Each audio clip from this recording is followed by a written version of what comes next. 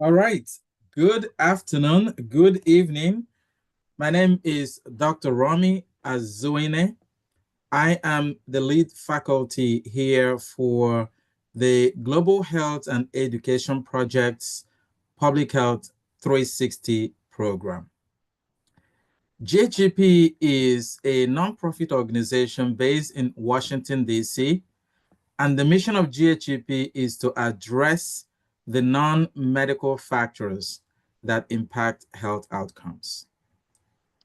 One of the key goals of the GHEP program is to ensure that we have a pipeline of next generation of public health practitioners. These practitioners will go on in different parts of the world to become change makers, improving health outcomes, disseminating evidence-based information, and empowering populations around the world so that they can have better health outcomes.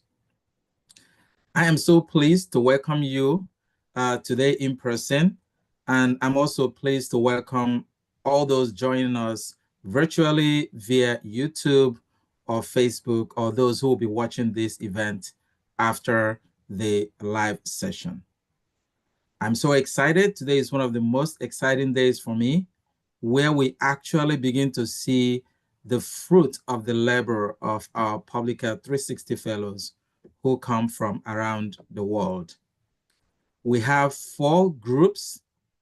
Each of the groups have been given a challenge, a public health challenge, and they have been guided and mentored to self-create solutions, outreach, education for those public health problems.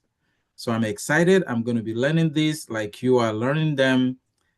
And I'm hoping that at the end of this event, you go home learning something about health, learning something, 1 or 2 things on how you can improve your health, the health of your loved ones, the health of your family, or the health of your community.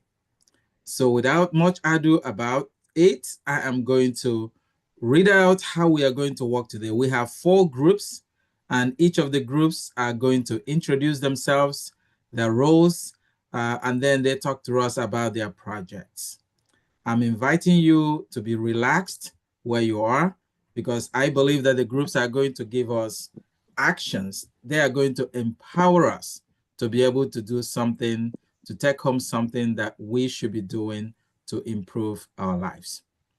So before we continue, I would like our faculty to introduce themselves. Brown, do you want to introduce yourself?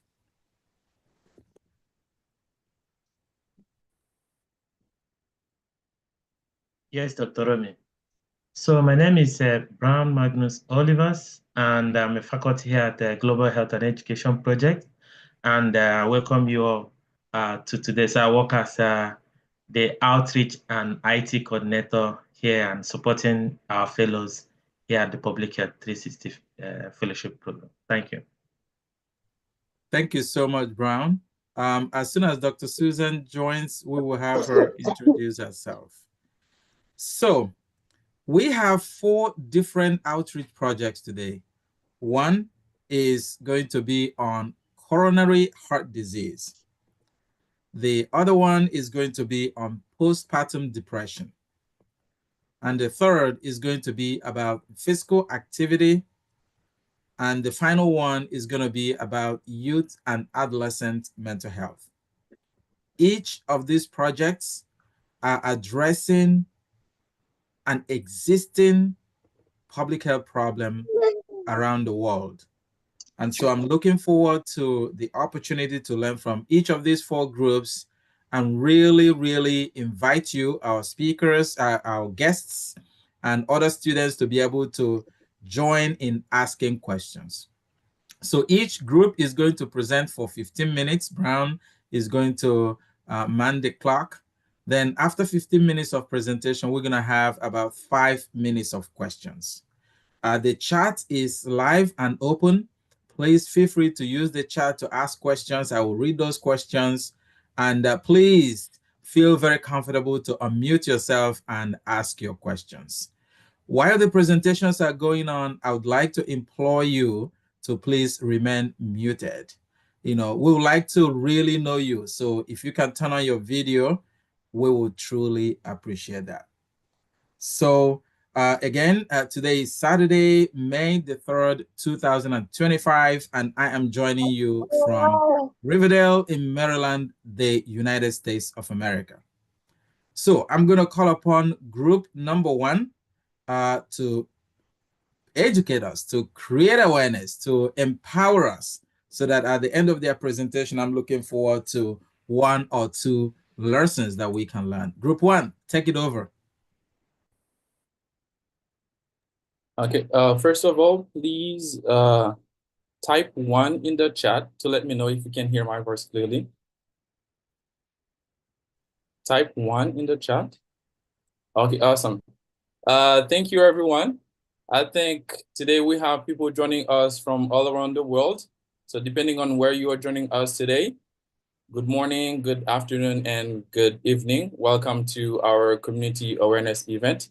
And today's presentation will be about mental health outreach program for empowering teens.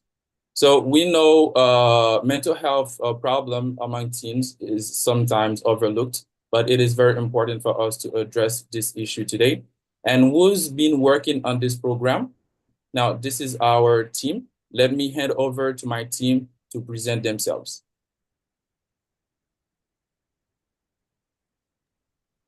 Hi, everyone. Please, can you hear me? Yes. Okay. Good day, everyone. My name is Jessica Chikuka, and I'm the project director for Group 1. So, Jessica, where are you joining from? I'm joining from Ogun State, Nigeria. I am a PH360 fellow. Sorry for that. I would pass it on to my other colleagues. Thank you. Hello, my name is James Ndewosh. I am the Director of Technology and Platform Development. I'm joining from Pembroke Pines, Florida, United States. I am Dr. Risha Bhattacharya.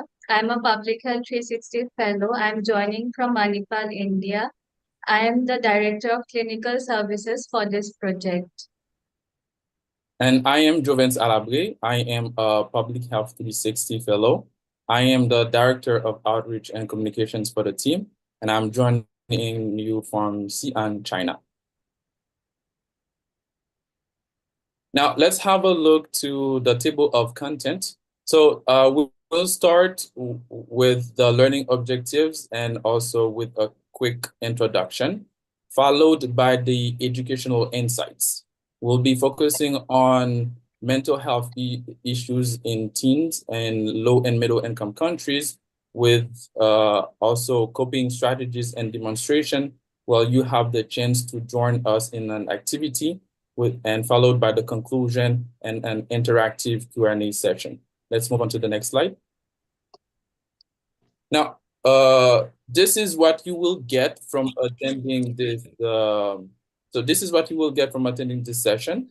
First, you will be able to understand adolescent depression, anxiety, and stress. So we'll try to go beyond just having a bad day, and we'll also help you understand the prevalence and how the common mental health issues impact mental health among teens.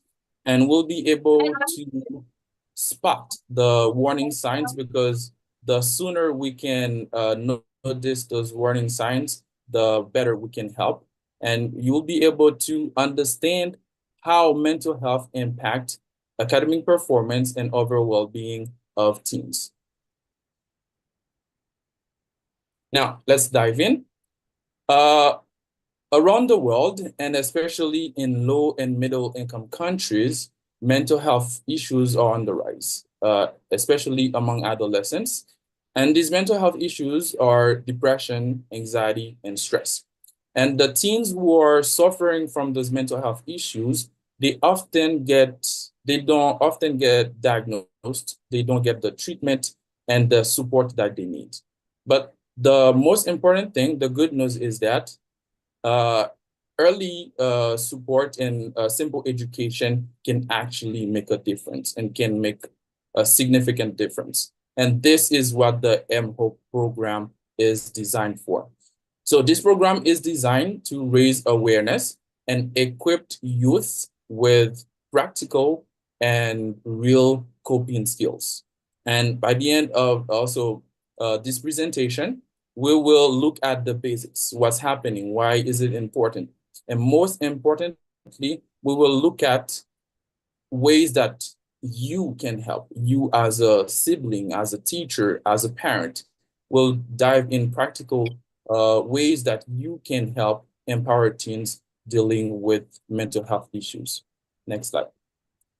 Now, the educational insights, we will first try to define depression, anxiety, and stress. So depression, as it is defined by the American Psychiatric Association, it is more than a deep feeling of sadness. So it is also a loss of interest in activities that used to bring joy, activities that you used to enjoy.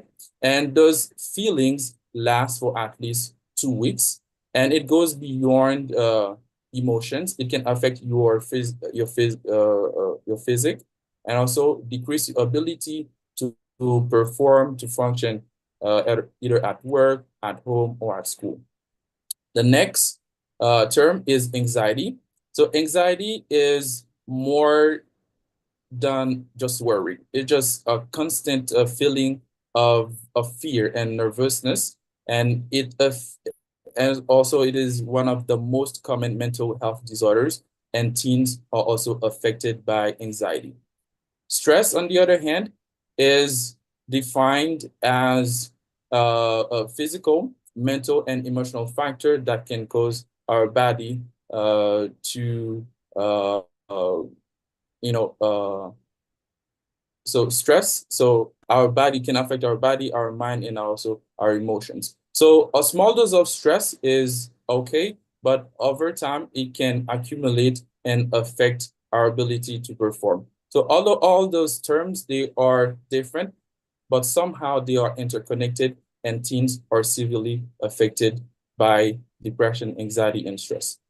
So head over to Dr. Risha to guide us with the prevalence.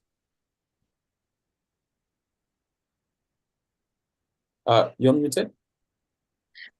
Coming to the prevalence, nearly half of the global burden of disease has its origin in adolescence, and mental disorders account for nearly 16% of the global burden of disease in people aged 10 to 19 years.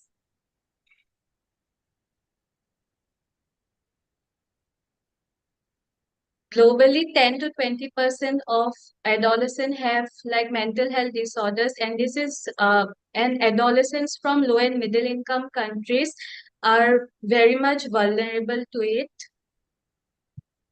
And also, like, depression is the fourth most common source of total disease burden. And according to the Global Burden of Disease study in 2017, it has estimated that the 1-year prevalence of anxiety disorders worldwide was approx 7.3%.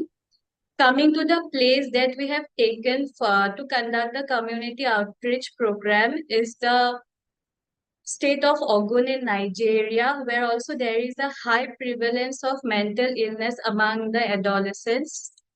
Coming to the early warning signs, like there are some early warning signs that all of us should know in order to like help those people suffering from mental health disorders. According to the American Psychiatric Association, it mainly emphasizes on learning about the warning signs of mental illness, and it says that it's directly proportional to the decrease in the severity of symptoms and may also delay the development of severe mental disorders. Some of the early warning signs are poor school attendance, and then there is evidence of game addiction. It's more common in boys than in girls, and it's also linked with depression and anxiety. Thirdly, excessive use of smartphone. It is also associated with sleep disorders and depression. And the fourth one is like post-COVID pandemic in many families, especially low-income families, there is a high prevalence of mental health disorders, especially in those families that have children who need special education. Like there are some barriers that prevent us from identifying the mental illness warning signs. Some of the barriers are lack of mental health literacy, not only among the adolescents, but also among the caretakers like parents, teachers. There has been seen that there is a lack of mental health literacy among all the three groups, which act as a significant barrier for early identification. Secondly, societal norms and expectation. Cultural norms around mental health often discourage those adolescents from seeking help, and also like there are certain beliefs about mental illnesses that also leads to delayed help seeking. Limited access to mental health services. This is especially prevalent in low and middle income countries where access to care is limited by financial and geographical barriers. Coming to the impact of mental health on academics and well-being, it has been found that depression in college students is a significant predictor of higher rate of dropping out of school.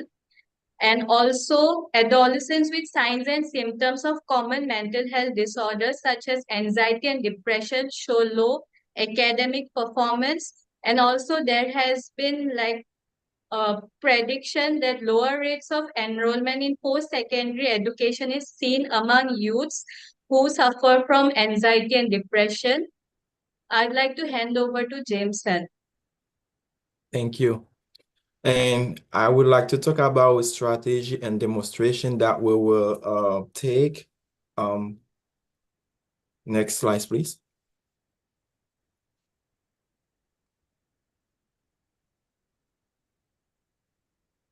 Next. Yeah, wait. So this is some of evidence-based coping strategy that we focus on: breathing exercise, encourage relaxation and reduce anxiety, grounding techniques, help manage panic and focus on the present, guide, meditation, improve mood and concentration, peer support, sharing feeling with trust friends and mentors, accessing professional help, seeking therapy and counseling services. Those are techniques that we will use to help adolescents to coping with strategies. Next.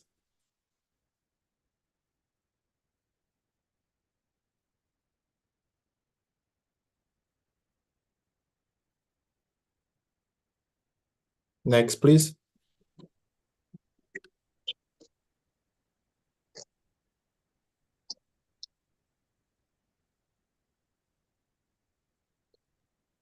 Sorry, there is a technical. It's okay.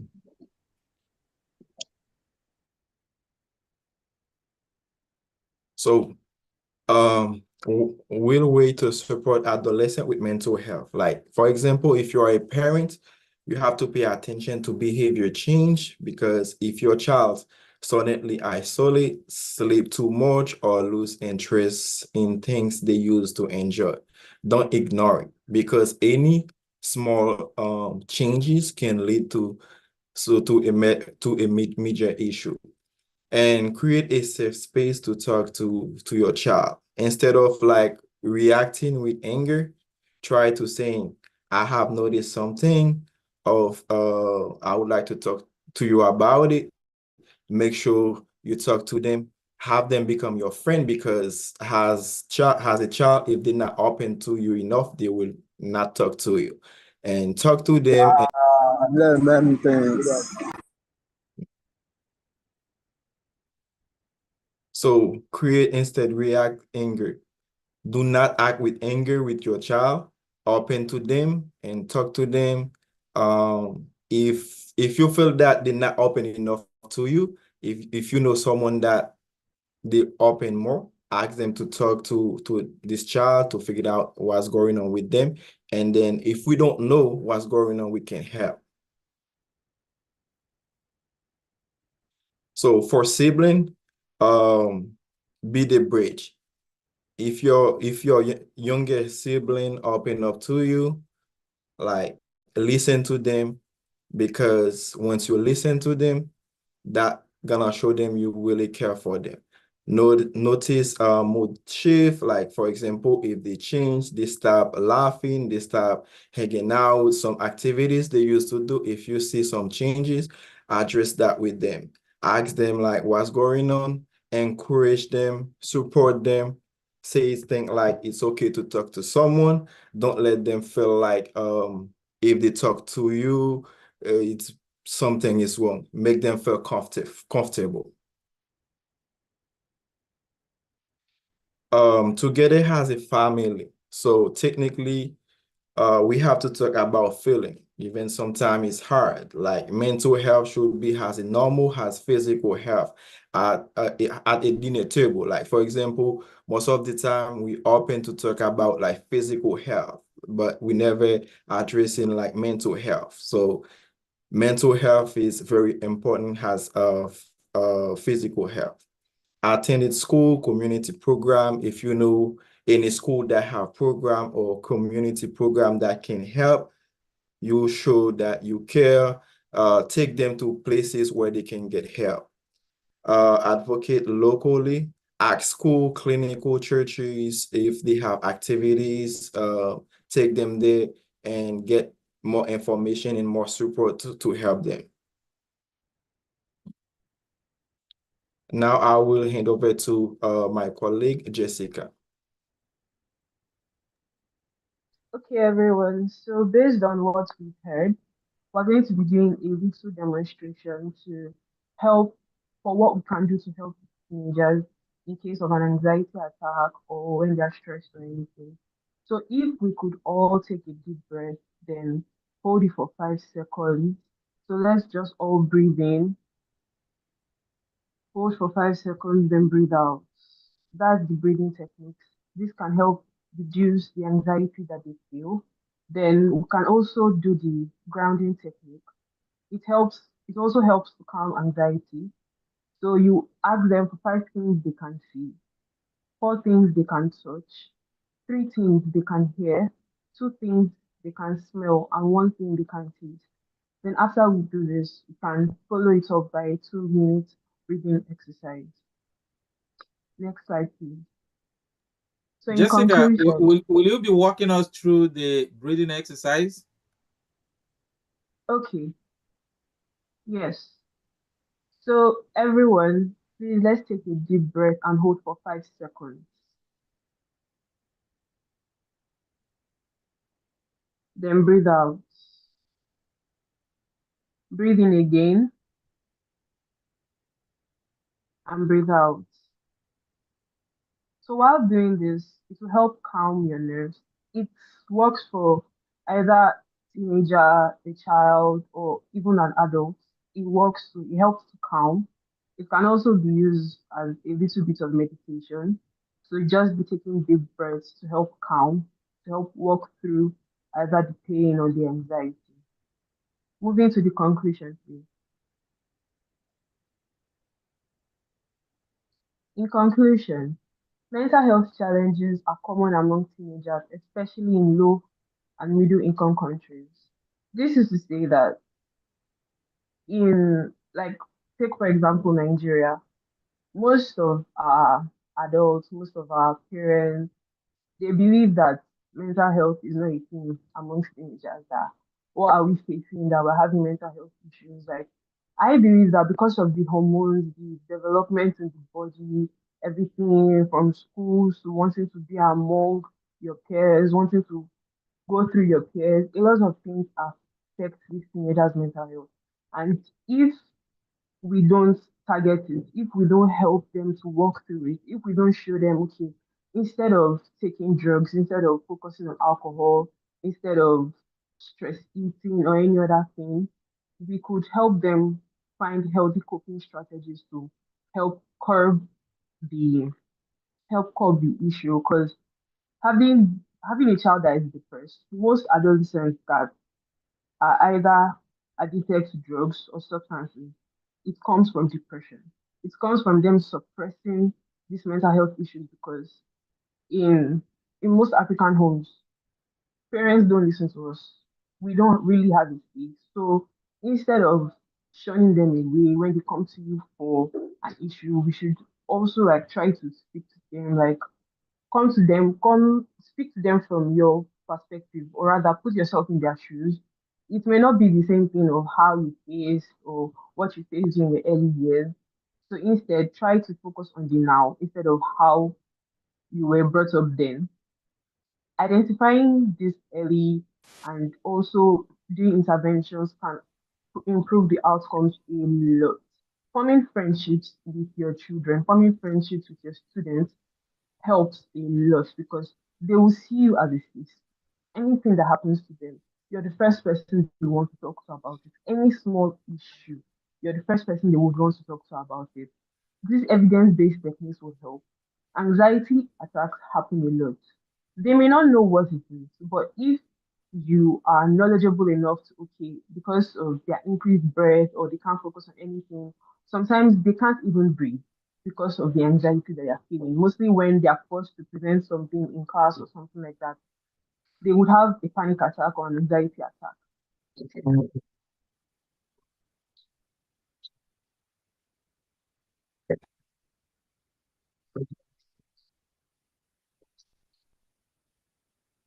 In as much as the friendship with your children can be forced or the friendship with your students can be forced, it takes a step at a time. When they are overwhelmed or you just notice that they just decided to be quiet in the house throughout the day or anything like that, you go to them, you ask them what's wrong, you speak to them, at least be their safe space and all. You share the knowledge, please, please, and please. Let's also educate everyone we know about this because this is actually a very, very, very big issue in Nigeria, in Africa, in most low and middle income countries because of the states, let's say the state of the economy or the stress they face through school, anything, friendships, relationship breakup, anything can cause an adolescent to be stressed, to be depressed, and to have anxiety. And please, let's also advocate because mental health is actually very key. Mental health affects every other aspect of the health. Being healthy is not just about your physical health. You also have to be healthy mentally because it would affect a lot. And for the stress, like my mom would tell me, especially now that I'm in school, my mom would tell me if you're stressed, like if you're reading and you're not seeming to understand anything, close the book. If you're hungry, go and eat. If you're not understanding anything, go and play. So when we're stressed, let's just take a moment to just relax. Even if the deadline is the next day or the deadline is in the next hour, let us just all take a moment to breathe. Despite our age, being a teenager, being an adolescent, being an adult, we all just need to breathe because if even as an adult, if we don't find a healthy coping strategy, passive aggressiveness is the worst kind of thing. Like if someone got you angry at work or your boss at work got you angry, and then instead of you taking care of it, you come home and then you're now being passive aggressive, you're now pouring the aggression on your family. It's not a nice thing to be on the receiving end of that. So please, please, please, and please, let's take a moment to consider this mental health as a very key issue in our health. Thank you very much for listening. Any questions? All right.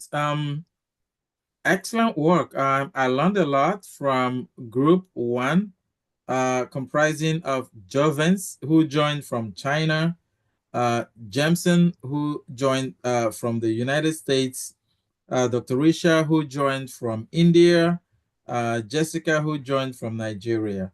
So, MHOPE, Mental Health Outreach for Empowering Youths. I have a number of questions actually. The first question for the group is, when do I know that stress has become a mental health problem? Who wants to take that? I can answer. When stress has become a mental health problem, you can't seem to focus on anything. Like when you have a lot of deadlines to catch up to, you have a lot of things going on from family, from work, from friends, and everything. You can't just seem to focus on anything at the time. Instead, your mind is crowded, you're thinking about a lot, your mind is going everywhere at the same time. You are stressed. It has gone from normal daily stress of waking up, going to work, coming back, figuring what to eat, and everything. It has accumulated, it has grown into something bigger, and you just need to take a breath to breathe and distress. Thank you. Any other thing to add by any other group members? Also, Yeah, I would like to. I'm sorry. Also, sometimes you can notice like they cutting themselves, they withdraw from activities, and those are signs that can tell you they have mental health issues.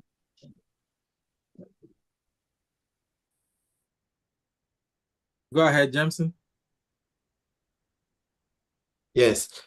Sometimes like if you see them cutting themselves, because sometimes if they have something going through their life, if they don't have someone they trust, they cutting themselves, they withdraw from activities, they being isolated, um, they don't have friends. And if you have a child, technically that's something you have to pay attention because most of the time it can lead to a mental health issue. Thank you. Dr. Wish, something to add? Yeah, like at the point where it also affects physically, like not only the mental state, but also physical symptoms start to show up. Then also like we should like treat it as a mental health illness, because stress alone doesn't, like stress alone, we all go through stress in our daily life, but that doesn't mean we are having some mental health issues. But unless and until we are like continuously in stress and it starts manifesting physical symptoms, then we should like take further counseling and refer to people who know about this. I have another question from Dr. Clark, who is our PA 360 alum. Dr. Clark, thank you so much for joining. And her question is that she is interested in understanding from your research, are there any differences in what strategies work for teenagers versus what works for young adults? I'd like to answer that. Go ahead. So first of all, thank you for the question. It's a good question. In terms of strategies that work for teenagers versus strategies that work for young adults, I would say for teenagers, it's about creating a safe space to talk about mental health issues. As parent or as teacher or as a sibling, creating that safe space for teens can actually help them versus young people. I think for young people, they prefer having their own mechanism, the own mechanism that work for them. For example, for young people, might be a peer group support where you can join and share your lived experience, or they might want to use a digital app, right, to find their own way to deal with mental health. So in terms of strategies, for teens, I would say it's all about creating the safe space, but for young people, it's about them finding the specific method that would work for them individually. Thank you. Thank you. I have another question. This one came directly to me. Do I wished we had more demonstrations about what to do. I know you said it in your slides, but I wish we had more demonstrations. Is the team planning to do additional videos that we can see or recommend to friends?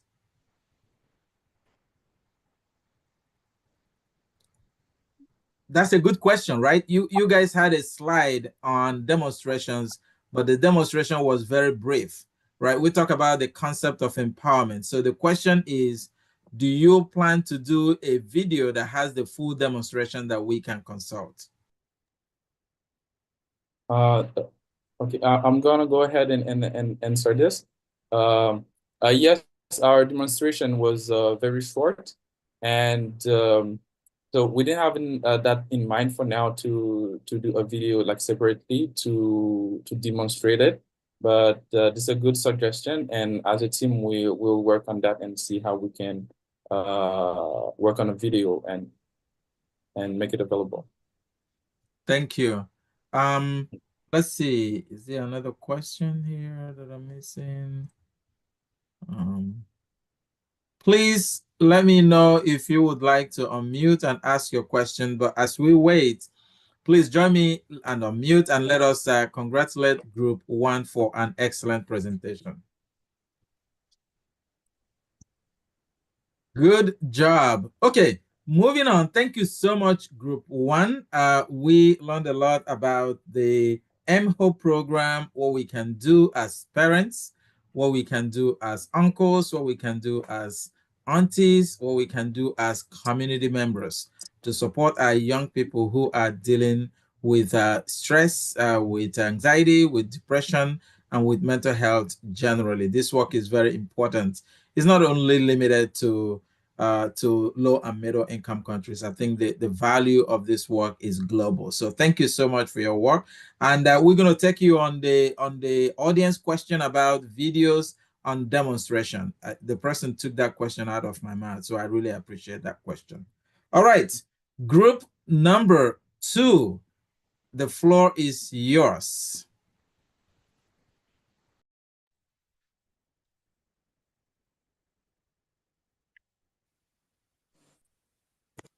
All right. Hello, everyone. Can everyone hear me? Yes. Yes, loud and clear. Alrighty. Thank you so Yes. much, everyone, for Loud attending and our clear. event today. We really appreciate it. I really love the support. Today, we're going to present to you about movement for health, empowering African American women in physical activity. Moving on into introductions.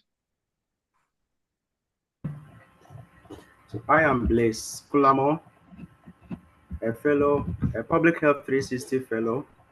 I'm joining in from Accra, Ghana, and I'm the Director of Monitoring and Evaluation for the team. Thank you. I am Deidre Hooper, a Public Health 360 Fellow and Director of Technology and Platform Development.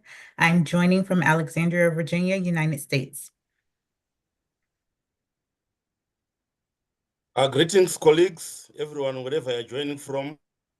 My name is Enoch Msungwin.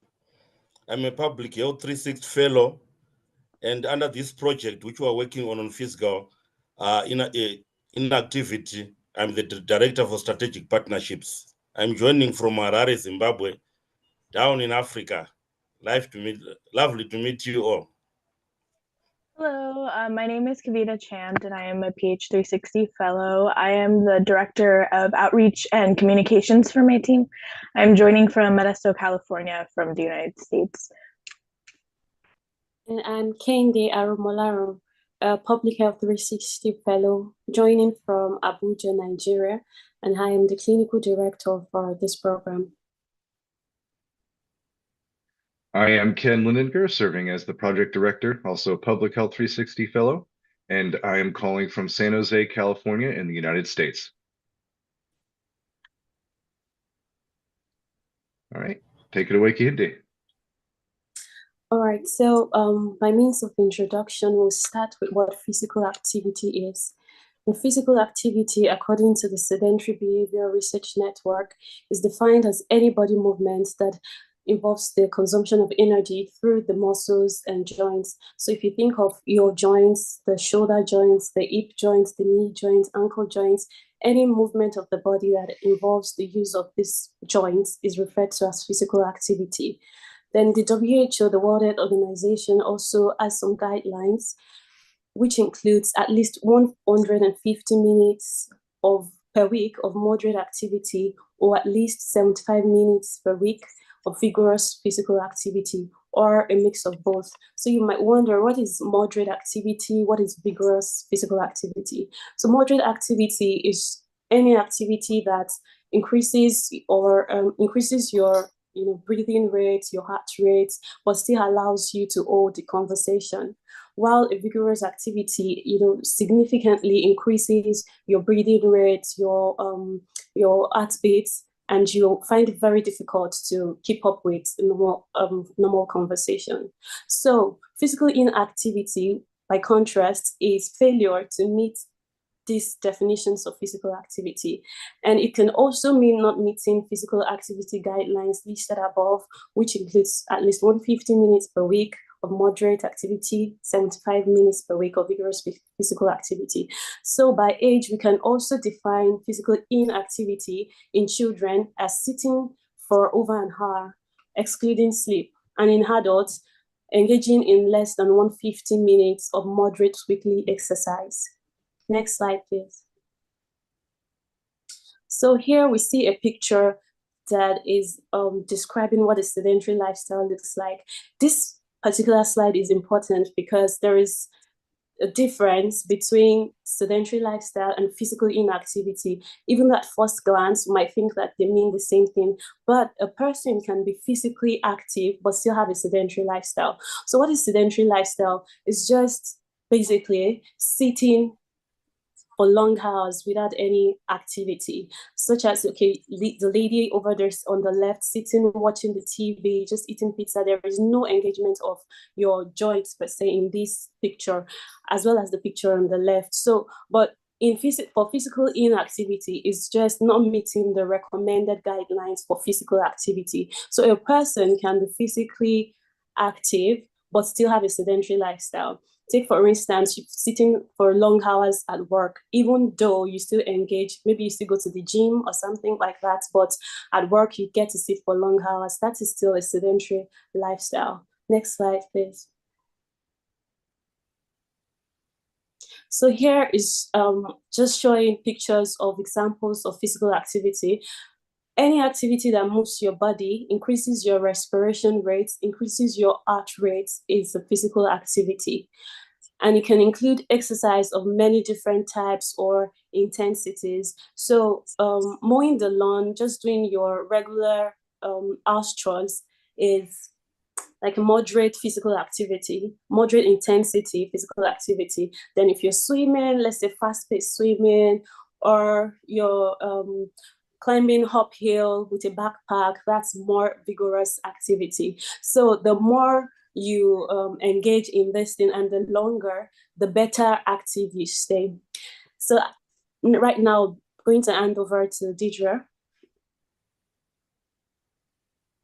Why are we focusing on African-American women ages 45 to 64? Because this group consistently experiences some of the highest risks when it comes to physical inactivity and the chronic conditions that results from it. We're talking about heart disease, diabetes, obesity, hypertension, all of which are not only more common in this population, but more likely to go unmanaged due to systemic barriers. Nearly 80% of African-American women are overweight or obese, and less than 40% meet the national guidelines for physical activity. But this isn't just a health issue, it's a structural one. These women are more likely to live in environments that don't support active lifestyles. That might mean neighborhoods without safe sidewalks, limited access to green spaces, or working long hours with little time to spare. Many are also caregivers, raising children, helping grandchildren, or supporting aging parents. That makes carving out time for wellness even harder.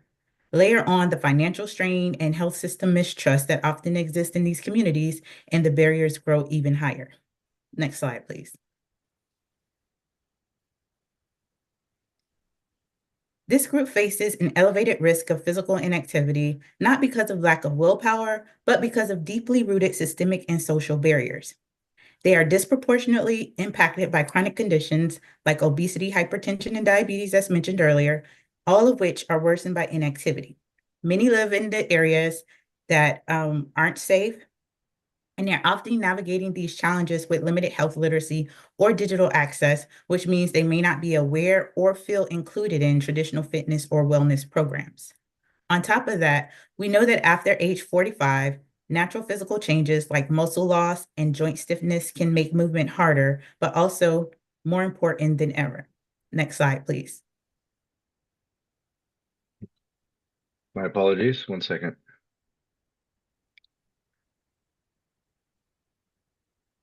Now let's look at the numbers that shape our focus.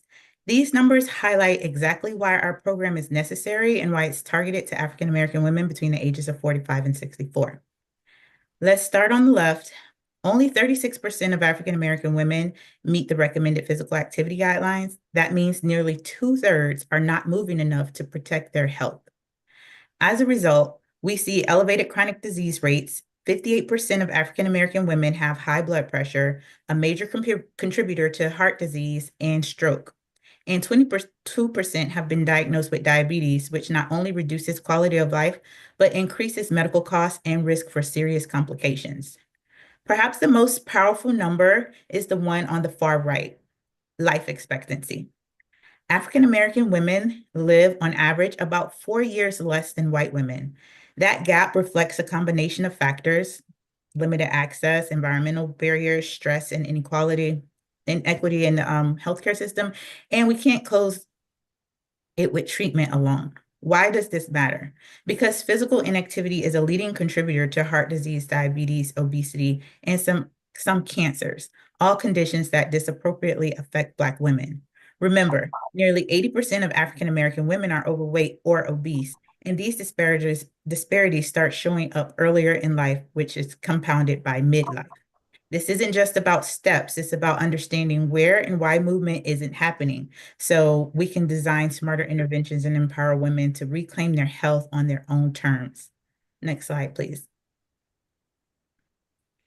When we talk about physical inactivity, we have to be honest about the reasons behind it, and they go far beyond the motivation or willpower. Let's start with transportation. If there's no nearby park, gym, or sidewalk, and no reliable way to get to one, consistent movement becomes harder to sustain. Add to that the issue of neighborhood safety, poor lighting, cracked sidewalks, and crime concerns make outdoor exercise uninviting and even unsafe. Then there's time. Many of these women are caregivers raising children, supporting their aging parents. For them, time is not just limited, it's overcommitted. So without intentional support, physical activity gets pushed to the bottom of the list. Financial barriers also play a role. Gym fees, workout clothes, even childcare during a walk. All of these are expenses that can limit access to wellness. Next, I will be followed by Kavita. Hello, I want to start off by highlighting how inactivity can quietly harm our health. We've all heard how dangerous smoking is, but many people don't realize that sitting too much can be just as harmful over time. Just like smoking, inactivity also affects how our blood flow, it affects our blood flow, it weakens muscles, and it slows down how our body works. It affects nearly every part of the body, and most of us don't notice the damage until it builds up over time. This is especially important for African American women ages 45 to 64, as Deidre pointed out. They also face higher risks of conditions like heart disease and diabetes. Inactivity is one of the top causes of preventable death, and those risks only grow with age. But the earlier that we move more, the better our chances are of staying healthy long term. Next slide, please. We often think inactivity is only a long-term issue, but it actually impacts us right away. Lack of movement can cause constant fatigue, low mood, stiffness, and even unhealthy food cravings. It also disrupts sleep and causes minor aches that many of us ignore. These are just early signs from your body telling you that it needs more movement to function and feel better. Next slide, please. When we stay inactive over time, the risks go far beyond just low energy. It raises our chances of heart disease, diabetes, weight gain, depression, and memory decline. Our bones and joints weaken as well, making everyday movement harder. It makes us more prone to arthritis and osteoporosis. In the long run, all of this can reduce our life expectancy, but taking action now is what really makes the difference. Next slide, please. So how does inactivity just affect everyday life? It impacts obviously more than your health. It changes how you live day to day. Low energy can make it harder to enjoy time with family or keep up with household tasks. Weaker muscles raise the risk of falls, and over time, this can lead to losing independence. It often means more doctor visits and growing feelings of loneliness over time. These everyday struggles are a clear sign that movement matters at every stage of life. I will now pass it off to Enoch.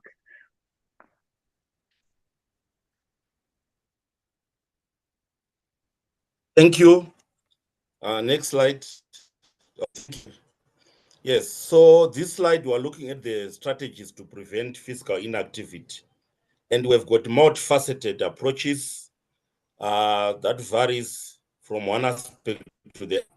But to begin with, we also need to understand the theoretical understandings in terms of why we have physical inactivity among the American population in the USA.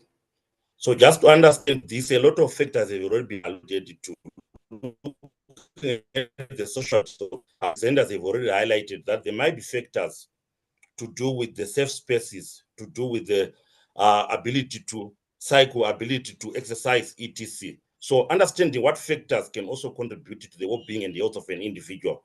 It is very important, not only looking at the medical factors, but the other social factors, even the level of income, the social environment, social networks, persons that can also influence one's behavior. So by understanding this, we'll be able to address various factors that can have a contribution to affecting the physical activity for the African American women.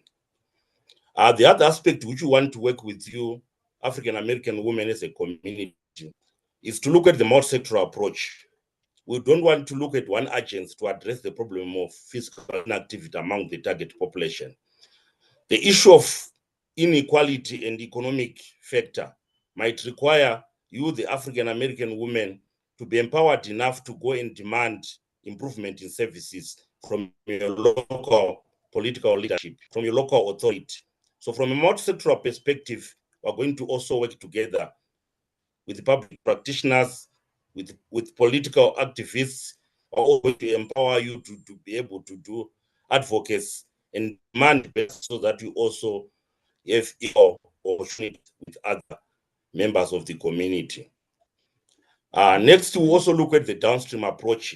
As individuals, there are also strategies which are going to work with you to make sure that those who are able in various groups to be able to participate in exercises, we're also going to do that of this outreach program. Just in addition, want to launch this Active Women Over 50 Years initiative, where we're going to look at any woman, African American, who is above 50 years, and try to set a target, try to come up with a model, and try to work weekly exercises and target programs that can fit one schedule. But at least we need to make sure that one will find something to do to make sure that they stay active. We are borrowing an initiative that was done in Sydney, in Australia, by the Institute of Musculoskeletal Health, which also showed that there was marked improvement from this initiative. And we think we can borrow this copy, but also customize to the local context in which we live. Next, you also want to take advantage of the mobile technology, where you can use your basic phone to be able to download various apps that can also give you hints, that remind you that you have not exercised today, that can also remind you and also utilize you to monitor how many steps are you making a day, how much physical activity are you involved in a day, and you might not need to be very expensive, but we can just utilize our current phones, whether iPhones, Android, etc. But also do further by also utilizing digital watches that can also be can work together as a community, remind each other, and monitor how we are doing physical activity as a community. Want to have this motto: your health in your hand, either in your phone, either on your digital watch. And this is very simple, very cost effective, and I think we can do this together with you, African American women. Let's take the challenge and let's to make sure that we are all in the physical activity range recommended by the World Health Organization, because there are benefits as well as there are costs if we are not going to be involved in physical activity. Next slide.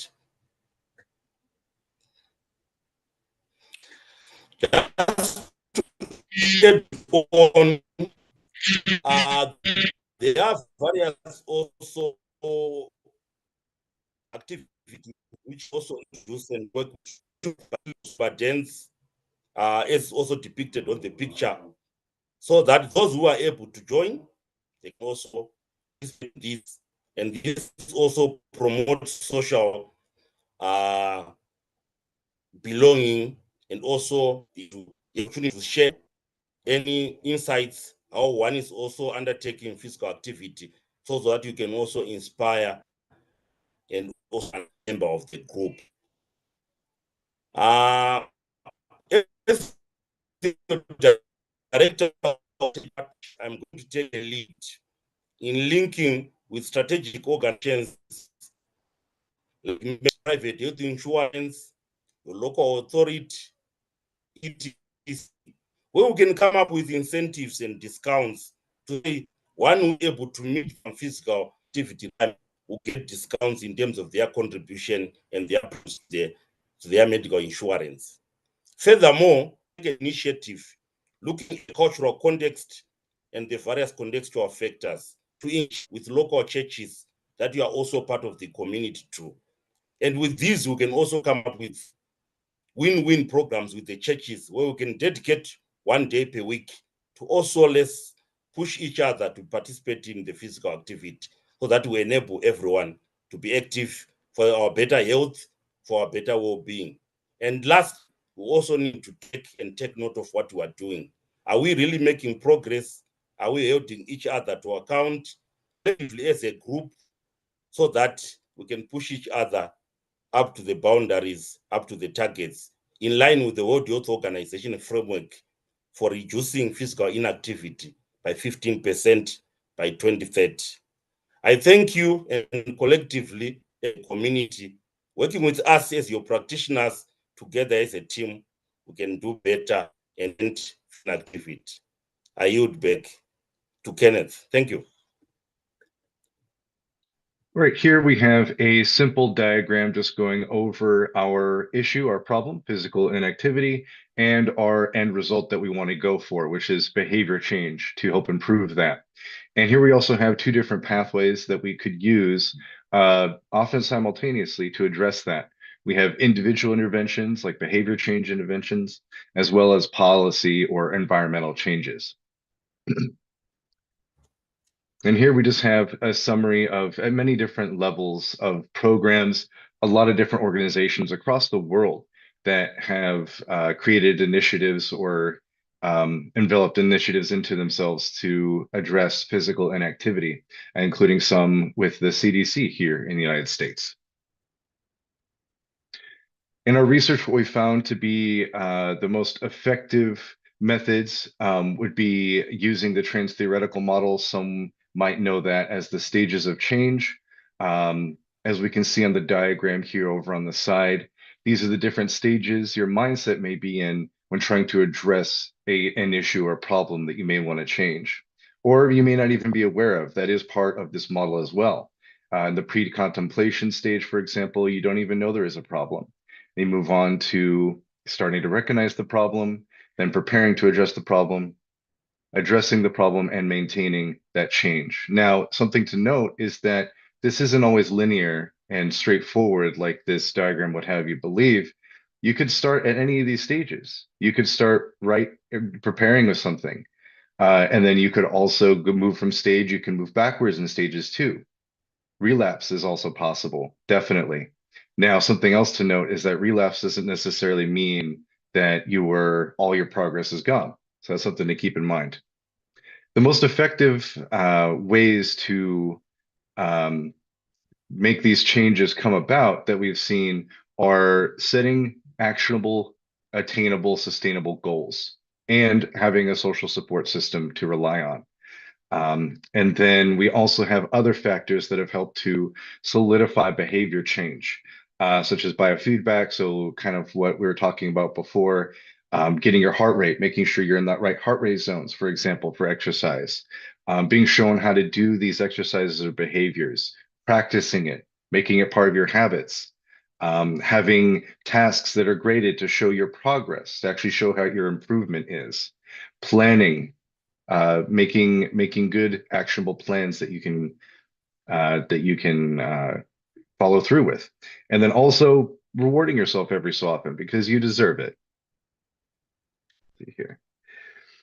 Now, as we were going over before, little changes over time and not doing your physical activity over time can really, really add up. And after a certain point, it becomes harder and harder to address these issues physically.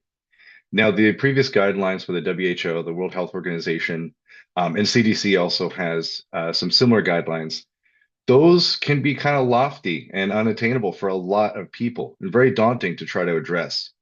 So in our research, we've seen that even just a little bit, just like with a little bit of physical inactivity over time can make big changes, so can little bits of physical activity over time. Shown even just 2 minutes a day, 19 minutes per week can actually show some improvement. And some ways you can actually implement this is just very minor ways. You can integrate it into your daily activities. Do a couple squats while you brush your teeth. Park a bit farther from the grocery store when you go grocery shopping. Things like that. Just walk a little bit more every day.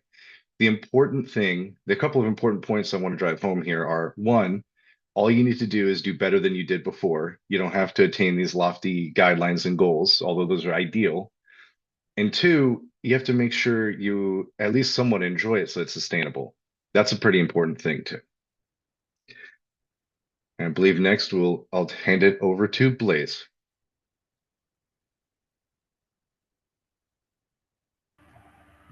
Thank you, Ken. So in this session, we would want to take you through some practicals so that you can pick a few activities and then work along with it. Like already having been elaborated by the other speakers with the World Health Organization guidelines and all that. You just have to look at yourself, start gradually and build up, and gradually you'll be able to attain the maximum goal. And so physical activity basically can be put into various groups, aerobics, muscle strengthening, and then bone strengthening. So basically aerobics is referring to activities in which the body's large muscles move in a rhythmic manner for a sustained period. And this can also be looked at in the intensity, which can be either moderate or vigorous. You can also look at it in terms of frequency, how often one can undertake, how often one does these activities, yes, and then the duration being how long you can undertake this activity within one session. So for muscle strengthening, the activities that increase the skeletal muscle strength, power, endurance, and then the mass. Okay, so these routines will cover upper body, lower body, abdomen, head, neck, and then back. Again, you can look at these activities in terms of intensity, just as I mentioned, the aerobics, and then in frequency. However, these ones, you can look at it in terms of sets and repetitions. Unlike in aerobics, where you have the duration, in muscle strengthening, you look at it more as in sets and repetitions. Okay, so you do the activity many times, and then you go over it for a couple of sets. Now, the bone strengthening activities basically are activities that produce impact or tension force on the bones, and this helps to promote growth and strength. Again, it's worth noting that bone strengthening activities are both aerobic and then muscle strengthening. Next. Yes, so examples of these activities. So for aerobic activities, you can have brisk walking, running, swimming, bicycling. Muscle strengthening activities, you can have lifting weights, resistance bands, body weight exercises. And then for bone strengthening, you can have running, jumping rope, and lifting weights. Like I said, the activities for bone strengthening also tend to be muscle strengthening or aerobic activities. Okay, next. Okay, so in this session, we would have you take a look at a few videos, and then after which we'll practice.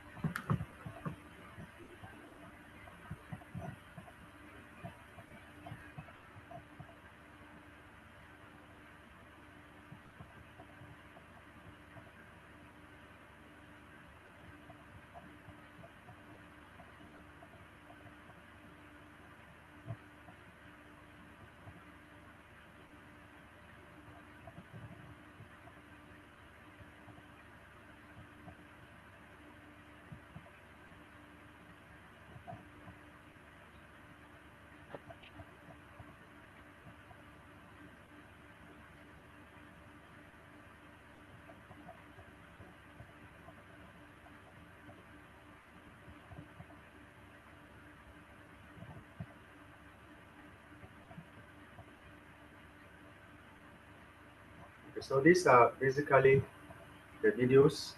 In our next session, we will practically go over them. So I'll urge you, or wherever you're sitting, you can make a little room space, and then we'll just take you through briefly. So it's worth noting that as Joseph Pilate indicated that physical activity is a first requisite of health, Nelson Mandela also thought that, and I quote, I always believe that exercise is a key not only to physical health, but to the peace of mind, unquote. So the first activity we will undertake is a marching in place. So with this activity, you stand up with your feet a little apart. You can either have your hands on your side or you can hold in an akimbo manner. And then one by one, so with the left foot, I hope I can be seen. So raise the left foot up towards the chest and down. The right foot up towards the chest and down. And then you go in that succession. So left, right, left, right, left, right, left, right. And you can do this for about 30 to 60 seconds. I recommend you start with the least, about 30 seconds, and gradually over the period, you can build up and increase the tempo. So the next one will be squats, which is modified. So for modified squats, you have your hand on your waist with your feet apart. So as though you're bending down to squat, then you twist to the left, down, and then up. Then you turn to the right, down, down, and up. Then to the left, down, down, and up. And you can do this for about 10 to 15 repetitions. So depending on your strength, you can either choose to go left is 1, right 2, left 3, right 4. As you build momentum, then you can go left, right 1, left, right 2. Then you keep increasing the tempo.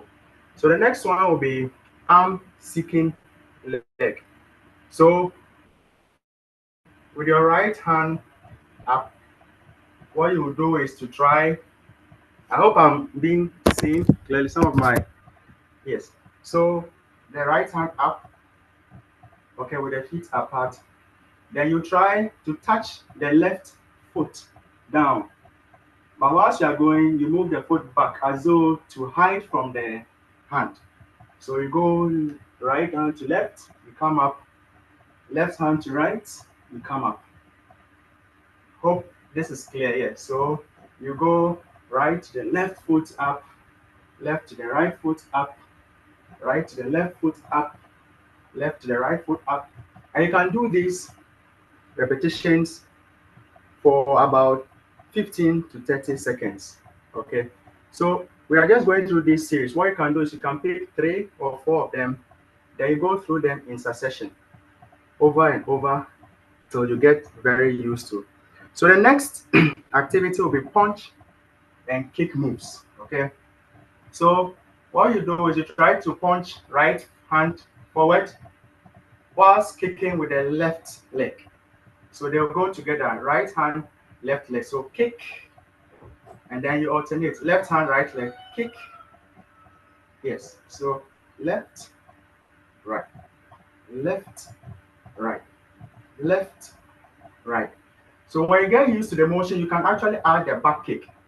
So forward kicks 2, then back kick 2, then forward kick 2, back kick 2, forward kick 2. Yes. Excellent. We are doing well. So the next exercise we look at is the knee kicks. So with the right knee moving across the body with the left hand out raised. So you try to kick it. So left. So with this exercise, you can work on the right. When you're done, then you move to the left. Or you work on both at the same time. So you can do this for about 10 repetitions. So we go right, right, right, right 4, right 5, right 6, right 7, right 8, right 9, right 10. Then you change to the left. Left 1, 2, 3, 4, 5, 6, 7, 8, 9, and 10. Good. Excellent. Excellent. We're doing very well. So the next one is an upper body bend. I think Blaze, in the interest of time, let's move on. In the interest of time, let's move on. Okay, Doc. Okay, yes. Doc. So basically, these are the practices, and hopefully you engage in them and you'll be successful in achieving your goal. Okay, so we can have our seat. Next slide, please.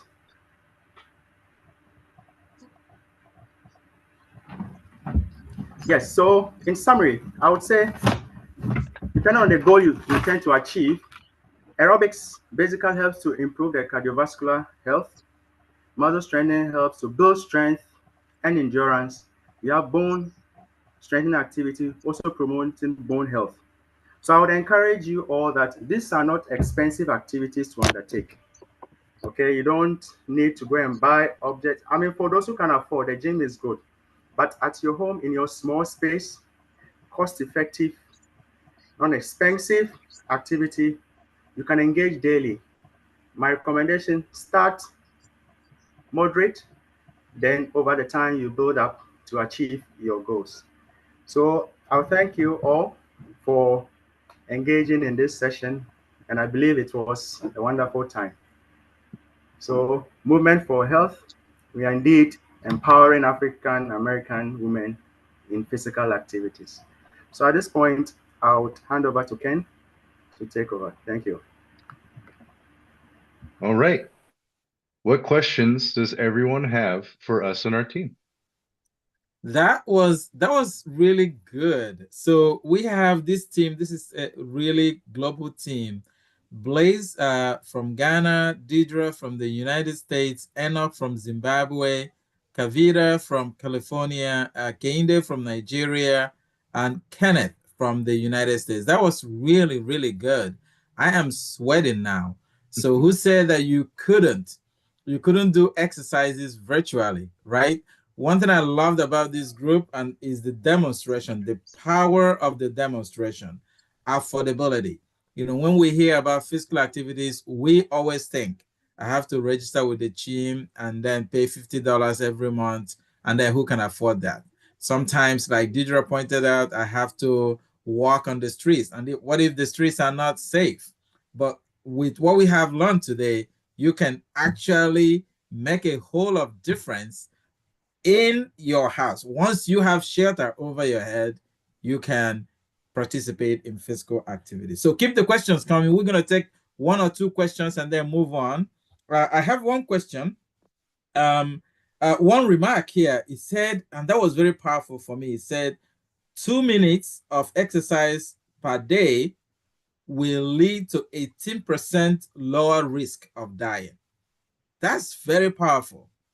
By doing 2 minutes of exercise every day, one can lower his or her risk of dying by 18%. And then the other one says 19 minutes of exercise in a week, you can lower the risk of heart disease by 40%. These are very powerful data. And, for people who cannot exercise, I don't know what excuse there. I have a question for you. It says, I do office work, so I am sedentary. Are you recommending that I quit my job? Absolutely not. Unless the job itself is causing you a great amount of stress and you have something else lined up. As far as physical, really, honestly, I'll just first off speak to a personal experience. Actually, like 5 years ago or so, I worked at an office job, and they actually gave us like a health kit. Like it had some stretchy bands, and it had like a muscle ball. So in between typing up notes or on your lunch break, you could squeeze that ball, throw it around, get your hand-eye coordination. You can also take those bands, stretch out your muscles, do all sort kind of stretches.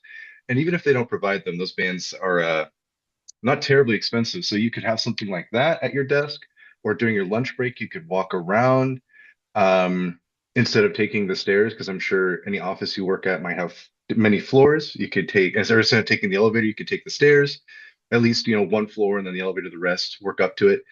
So there's lots of little things. Like our focus is there's little things add up.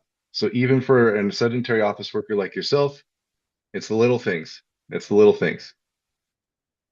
Great. Next question. What of cases of people dying while exercising? Yes, I've always wondered that. People that do all the gym, all the physical exercise, all the bicycling. I have 2 bicycles, right? But suddenly we hear that they have died from heart attack. What do you have to say about that? Would anyone else from our team like to take that? Yeah, I can come in. Hello? Yes, go ahead, Enoch. Go ahead. Okay, thank you. Yeah, apart from physical activity, I think there are other predisposing factors. We can look at issues of diet. We can also look at even issues of stress, etc. So, holistically, when we look at health and well-being, it's not only activity, but we may also want to look at other factors. It can be about heredity, it can be about family-related, about genetic. So while these people can be physically exercising and active, there can be other predisposing factors that can also be playing a part. That's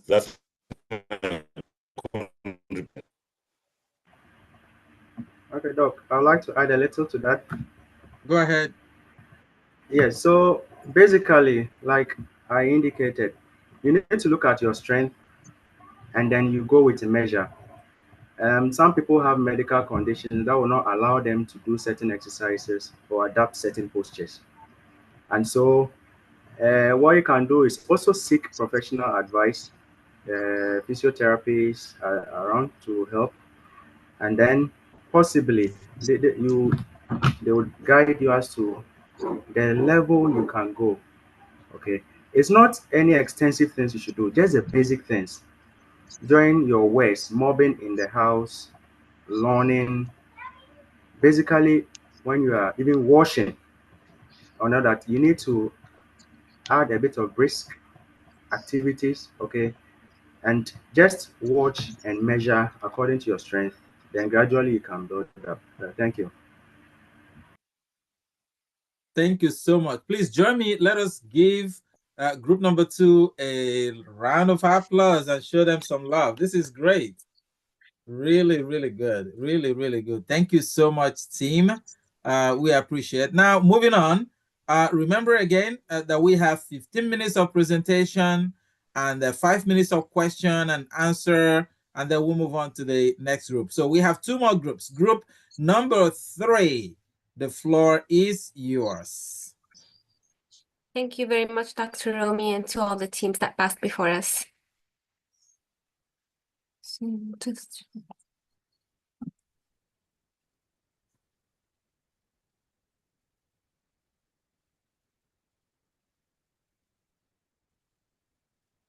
Can everybody see my screen clearly?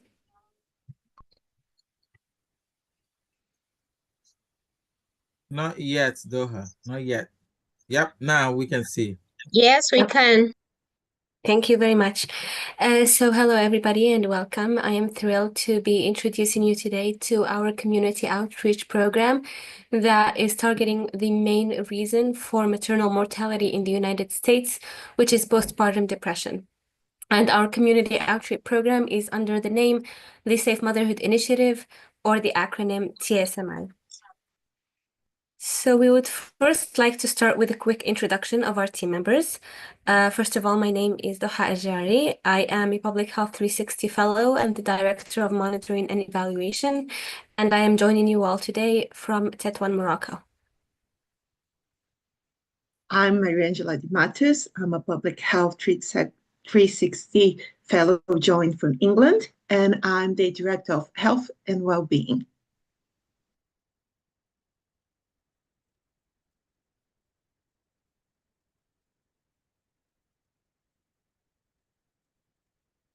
Martha, if you could please introduce yourself.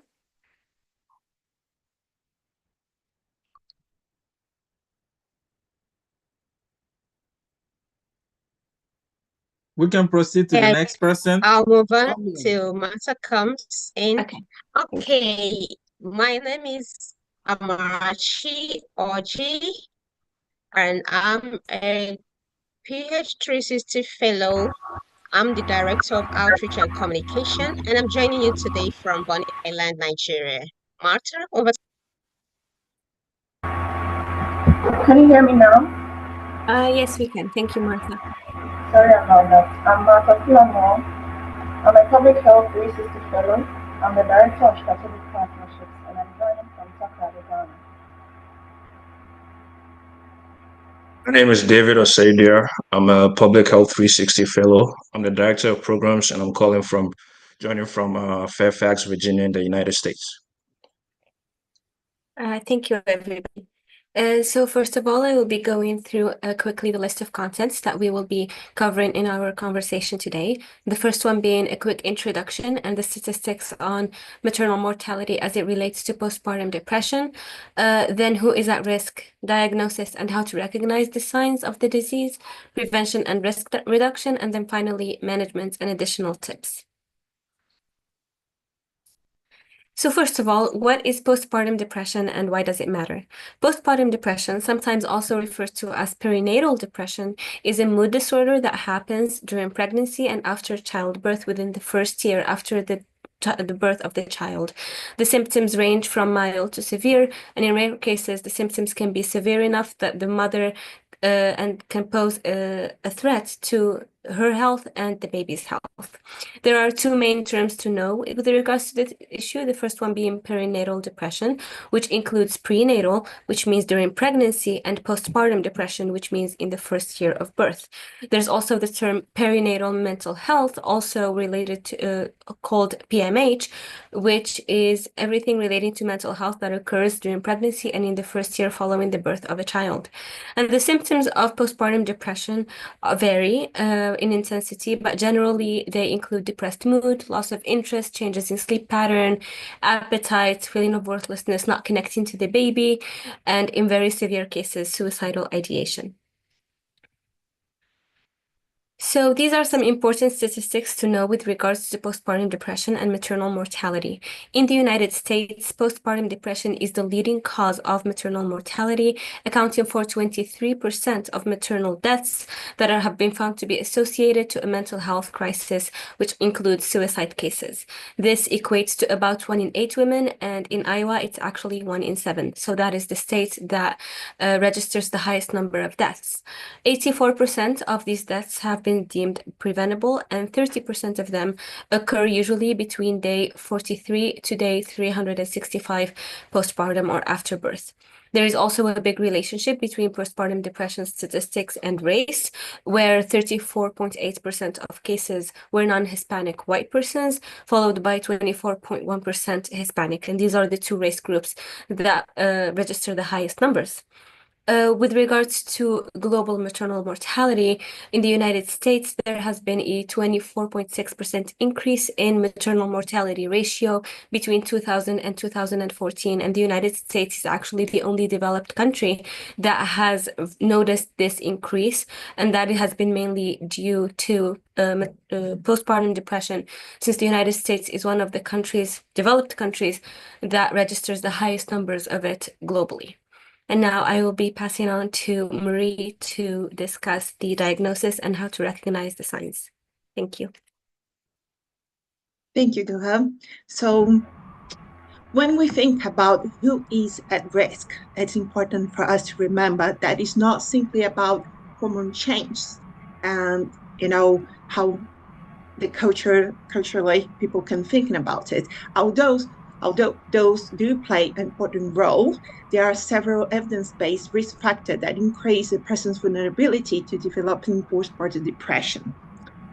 Women who have a personal family history of depression, anxiety, or other mood disorders either before or during pregnancy are at higher risk. The emotional demands of a new parenthood can sometimes trigger those patterns again, particularly when combined with the many changes that follow a childbirth. Social and environment factors also play a big part.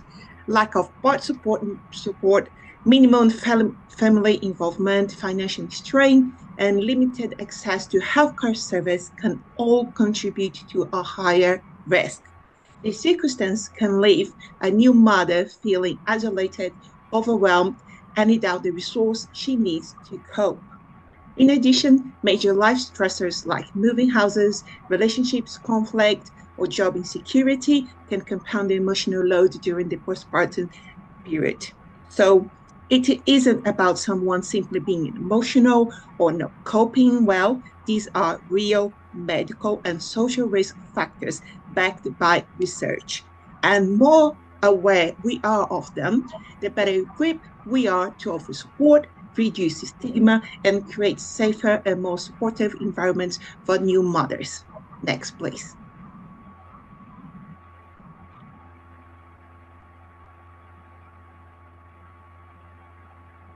Thank you. So recognize the signs of postpartum depression is incredibly important, because the sooner we notice them, the sooner someone can get the help they need. Emotionally, a person might feel persistently sad, anxious, or just emotionally flat, like they're going through the emotions but feeling disconnect from everything. There can also be feelings of hopelessness or sense of being completely overwhelmed by even small things. Physically, changes in appetite or sleep are very common, and also is feeling constantly tired, even when the baby is asleep. It's not just new parent exhaustion, it's kind of exhaustion that doesn't lift. On the behavior side, we might notice someone pulling away from the family and friends, and also struggling to bond with their baby. These are important red flags, and they're often brushed aside as just a part of adjusting to motherhood. But here is a key point. These symptoms can show up anytime in the first year after childbirth, not just in those first few weeks, as commonly people can think about. And while it's common to hear about baby blues, Those typically go away within 2 weeks after birth. So postpartum depression lasts longer, feels heavier, and really deserves medical attention and support. The more we're talking about these signs without judgment, the more likely we are to catch them early, and then we can make all the difference in the mother's recovery and well-being. So now I'm going to hand over to Martha. Thank you. Thank you, Marie.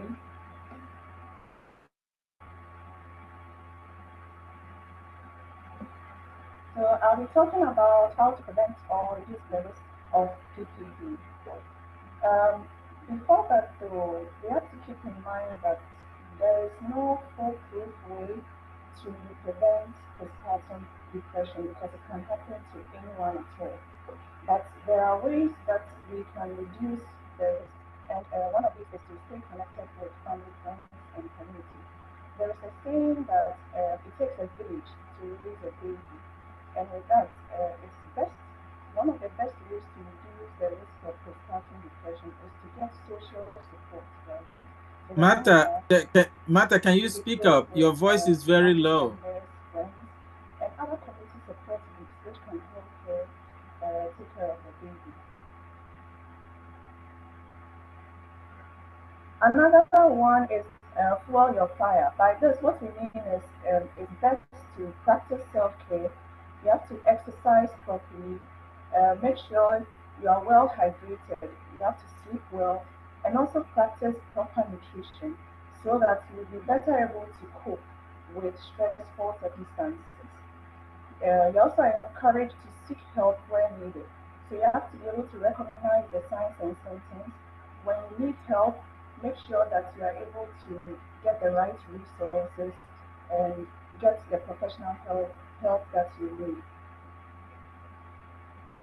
So you have to talk about it and ensure that there are people around you who will be free enough or comfortable enough to discuss issues with, so that it can help you address your emotional stresses and other things that make you comfortable. Like I mentioned earlier, you have to know your body. So you have to be aware of the signs and symptoms. You can also, in a sense, keep a diary, register your moods, notice when you have mood swings, and ensure that you address it when you need help, so that when you need help, you will be able to recognize when it is that you need the help. Next slide, please.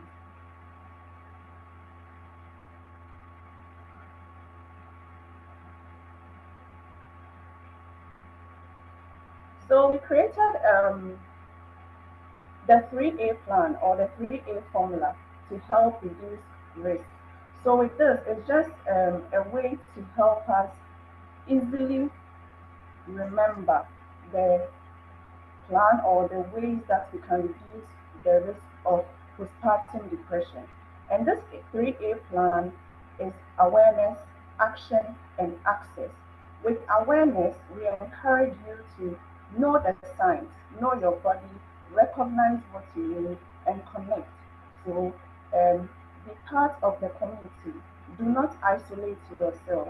Take part in community outreach programs, family education programs, postpartum care, mother-to-mother groups. And with this, you'll be able to even learn from the experiences of other mothers so that you can use that to work on yourself. We also talk about the action, what to do. So with this, we encourage self-care, be hydrated, get enough sleep, practice good nutrition. So take action, take control of your body, take control of your emotions, take control of your mood. That's what we encourage you to do. And with access, in this case, we are talking about leaving no one behind. In that sense, we have to, as a community, ensure that during postpartum care, mental health is incorporated into an integrated system for mothers, especially new and inexperienced mothers, right? So counseling and support options should be made available and readily affordable, and also culturally sensitive, especially for various ethnic groups. Recognize what exactly these people need, how they can be supported. So we have to listen to them and ensure that we open the doors wide for them to receive the care and attention that they need. And with that, I'll hand over to David. Thank you.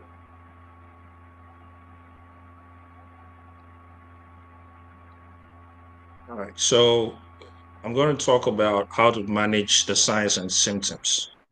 One of the first things as mothers should do, and even not even mothers, as partners, is to make attempts to spot it early.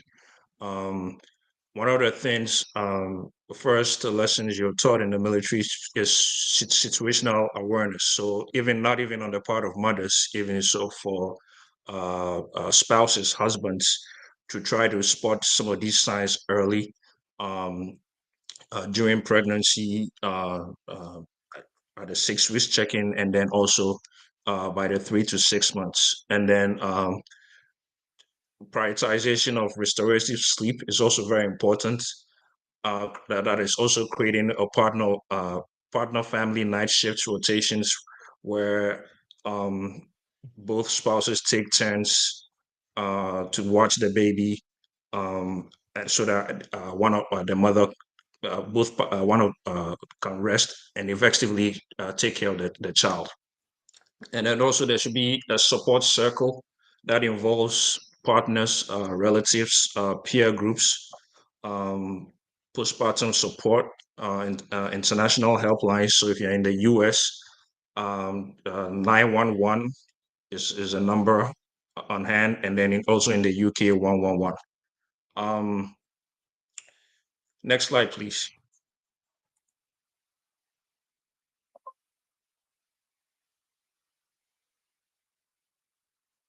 Also, some of the practical steps that can be tips is to say what to say instead of just be strong. One of them is you are not alone in this. You should establish sort of empathy, telling the person that it's okay to feel overwhelmed. We can also ask open-ended questions. I'm here. What would you need? Is there anything I can do? And also encouraging either therapy or talking to friends, and also finding resource persons who will be able to help the mother overcome postpartum depression. And then also, additionally, embracing breastfeeding, because that sort of promotes bonding and emotional well-being. Breastfeeding, according to research, also releases oxytocin, a hormone that can help reduce stress and depressive systems. So it's also important to build a strong support system, connect with loved ones, join support groups during postpartum recovery, and most importantly, attend postnatal care. So with that, I would hand over to Amarachi to continue.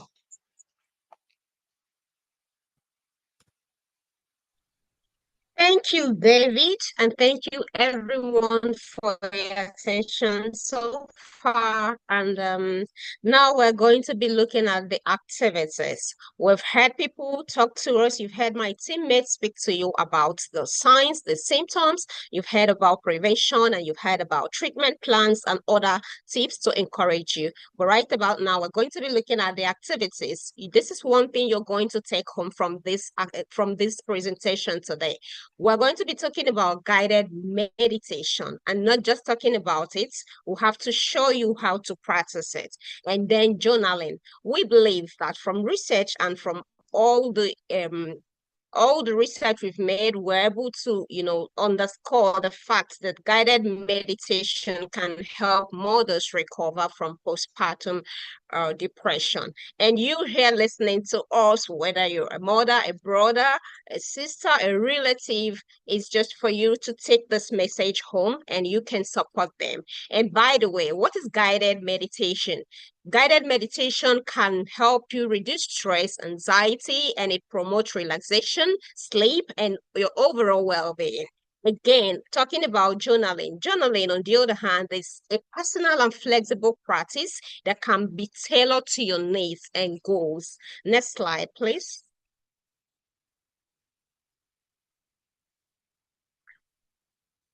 All right, so this is the time for us to practicalize guided meditation. And you're going to do this alongside with me. First and foremost, if you want to have a guided meditation, you should find a comfortable spot. And what that means is that you're going to locate a place in your room, in your home, in your apartment that is quite comfortable. So is everyone ready to move with me? Are you seated in a comfortable position? If you've done that, like I'm seated right about now in a very comfortable place, close your eyes and place your hand on your belly. Is someone doing that right now? I'd like to see you do that. If you've closed your eyes and your hands are on your belly, let's move to the next step. So take a deep breath.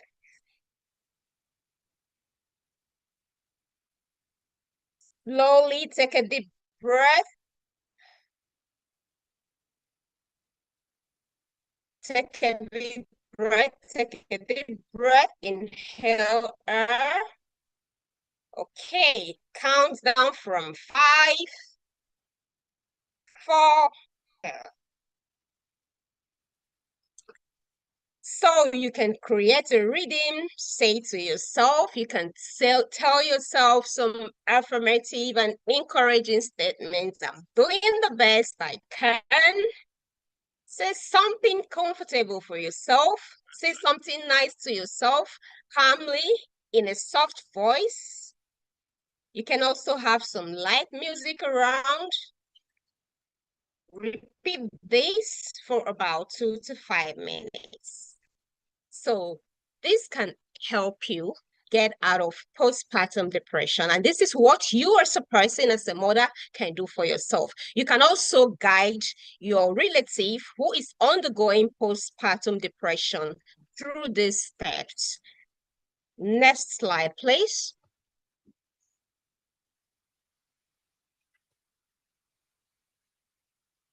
Okay, so our next slide is talking about guided journal entry. So this is what you can even do on your smartphones. When you get your smartphone, you could look at the notepads. You know, most of our smartphones have notepads on them. So you can use your smartphone to do the write-up. If you don't want to have a notebook, you can also have a small notebook where you can do your journal entry. And what is it all about? You need to do some mood checking, you know, in your daily activities. Maybe in the morning hours, you could just look at one word that describes your day. So I've got my diary here and I like to write because I love writing. I also have my smartphone and I have my notepad in it where I can do on-the-spot writing. You know, that helps a lot. So you can teach any of your loved one undergoing postpartum depression to do all this. And then the second thing, when you have your materials to write, you could just look at the thoughts, feelings, what's in your mind today? What emotions did you notice today? So you put them down. Then there's something about self-compassion. You need to be kind to yourself. Tell yourself that I really need to be kind to myself today. So you write it. What are the things that really makes you happy? What are those things that when you remember it, oh, you feel, oh, I think I would write about the time I did this. You know, you take note of that. And then body awareness prompt is quite important. How does your body feel? You can write that down as well. How your body feels, meaning that, do you feel dehydrated? What things do you eat? Are you someone that loves to eat meals? You know, those little things that makes your day is something you need to keep writing. So like we'll always encourage that it's good to be hydrated. So you need to have your water. I have something like this that I keep around me and I track it to know when I'm really taking the number of water I'm supposed to consume. So you put it down and write it. And then connection with the baby. This is for the mother. One special moment with your baby. What do you do? What's that time? So we were told that part of the practical tips is to engage in breastfeeding. Breastfeeding, like they say, according to research, helps us a lot and it creates a bond between the mother and the child. So That's one moment. Have you also had difficulties trying to breastfeed? You can write that down. So, and then in all, you need to say, I am grateful for one thing that you have achieved within this period. All these are going to take your attention, your emotion off what the stress, and it's going to make you live a better life. Thank you. And next slide.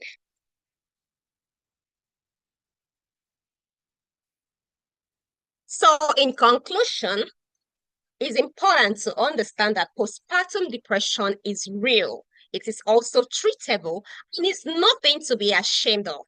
You don't need to be ashamed of it. Yeah, it is really can happen to anyone. So have that at the back of your mind. But you must always seek professional care when needed. Remember that medical intervention can provide the necessary relief and recovery strategies that you need. You don't need to be on this alone. That's why we encourage you to always participate, be a member of different support groups. You know, let everyone here listening to me today go home with the mindset that you need to support, most especially new mothers. You need to be compassionate. You need to show them empathy and do not criticize them. Remember that when a mother is well, the whole family thrives. Thank you, and we will be taking questions now. Very good. That was really good. You know, look at me. I'm refreshed. I feel like I'm new. Here. Thank you so much for the exercise group 3. And again, just to let you know, we have in this team an incredible diversity. Doha from Morocco, Marie from United Kingdom, Martha from Ghana, Amarachi from Nigeria, and David, thanks for your service, from the United States. Excellent group, excellent group. Okay, so we already have question for you, right? Can a mother who had a miscarriage experience a PPD? I can answer that. So yes, it's actually, usually overlooked because people always think about postpartum depression when the mother delivers, a baby and, a live baby, but can happen with any mom that, or any person go through pregnancy. And actually, if you think the grief of a loss of a baby can be a trigger, an important trigger for postpartum depression. So those mothers, those people that go through this unfortunately experience, they need an extra help, not only for, health professionals, for the family, the community to have the appropriate support, and also maybe this exercise, the journaling, support groups, so they can go through this very difficult phase with an appropriate support. Thank you. Thank you so much. I had another question. You listed emergency call numbers for the United States as well as for the United Kingdom, and the correct observation was, aren't there emergency numbers in African countries? I think I would answer that. I think before I immigrated to the United States, I lived in Ghana. So I'm very well aware of the health systems in Africa.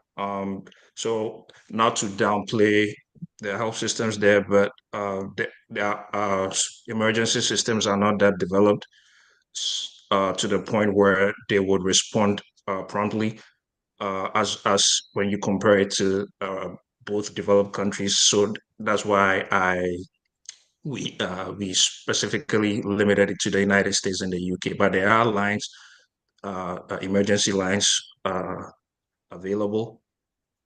In the case that is not as efficient as in both countries, there's always family and friends to rely on. So that's why we restricted it to those two Thank you countries. so much. Who knows, David? That is another case study for another group of Public Health 360 Fellows, is to design the emergency system in a developing country. I'm just thinking. So please join me. Let us thank Group 3 for an excellent job. Thank you so much. This is great. And now we're going to move on to, you always save the best for the last. Group number 4 is going to give us the best, and they're going to take it to the next level. So over to you now, group number 4.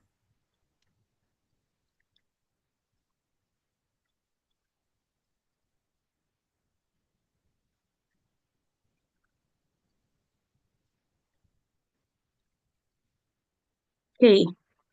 Hello, everyone. Thank you for joining and thank you for staying with us till this time. So we'll be taking you on our next topic, which is coronary heart disease. Next slide, please. So we need the team. My name is Precious Osawe. I am a Public Health 360 Fellow, and I'm the Program Director for this team. And I'm calling in from London, United Kingdom. I'll give opportunity for other people in the team to speak.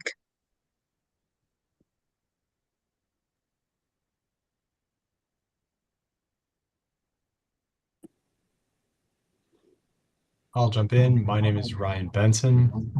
I'm a PH360 Fellow, and I am the Director of Financial Management, and I'm calling to you from Portland, Oregon, United States.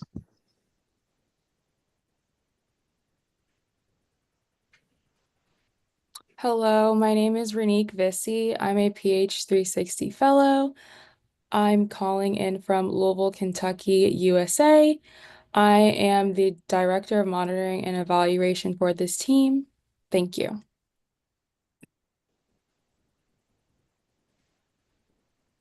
Hello, my name is Witten Exes. I am a Public Health 360 Fellow. I am the Director of Marketing and Communication for this project. I am joining from Florida, United States. Good afternoon. My name is Sierra Martin. I am a PH360 Fellow. I am the Director of Partnerships, and I'm joining from Atlanta, Georgia, United States. Hello, everyone. I'm Jemima Manfo. I'm a Public Health 360 Fellow.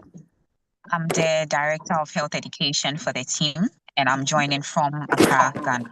Thank you. Okay, next slide, please.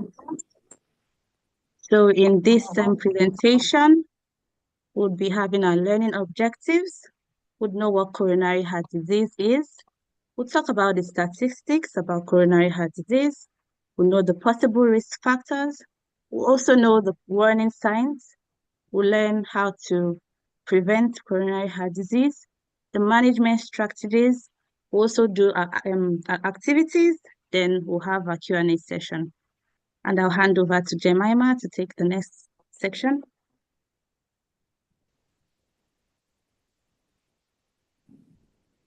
Okay, so I'll be taking us through the learning objectives and also the definition of coronary heart disease. We hope that by the end of this session, all the participants here will be able to define what coronary heart disease is, that will be able to identify or recognize the major risk factors that are associated with coronary heart disease, that would also understand the lifestyle choices that we make that impacts our heart health, that would also be able to identify at least 3 ways of either preventing or managing coronary heart disease. And then finally, that would all feel empowered to take the necessary steps that would affect or improve our heart health, not just for ourselves, but also for our families. So I'll move on to the definition of coronary heart disease. Now, according to the National Heart, Lung and Blood Institute in 2022, coronary heart disease, which is also known as coronary artery disease, is a condition in which the coronary arteries, which is responsible for supplying oxygen-rich blood to the heart, becomes either blocked or narrowed. And this is because of the formation or the buildup of a plaque, which is also known as atherosclerosis. Now, when this happens, it can lead to some serious complications and then also chest pain. I'll hand over to my colleague Ryan to continue. Thank you. Speaking to the statistics regarding coronary heart disease, Here you can see coronary heart disease's global impact on both sexes, broken down by category, behavioral, metabolic, and environmental. And as you can see highlighted in the blue, it is the dominant disease impacting both sexes globally as of 2021. Here you can see that coronary heart disease is a trend that has dominated for the last 30 years, being the #1 ranked cause of death, again, globally for both sexes and all ages, followed by cancer. And as you can see on the left column, there's the non-communicable diseases in blue and the communicable diseases in orange. And over time, that is the last 30 years, the non-communicable diseases have become more prevalent.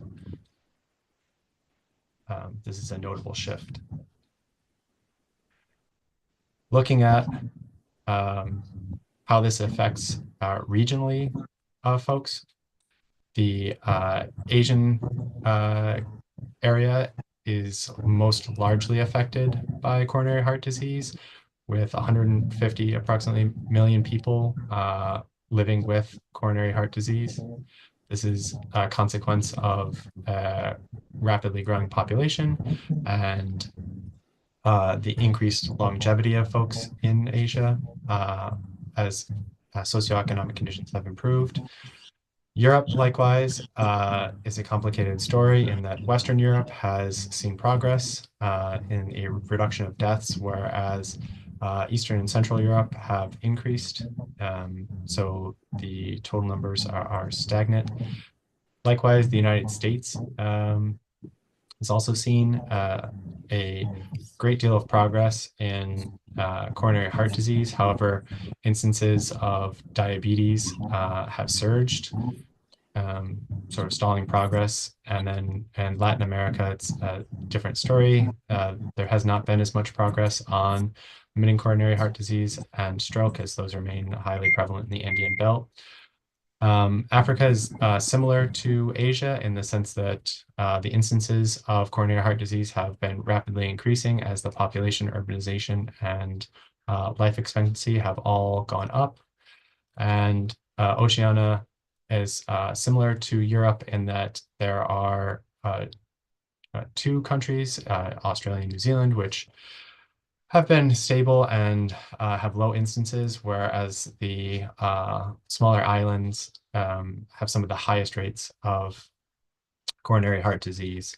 Coronary heart disease, in terms of prevalence, ranks 13th among all diseases, communicable and non-communicable, according to the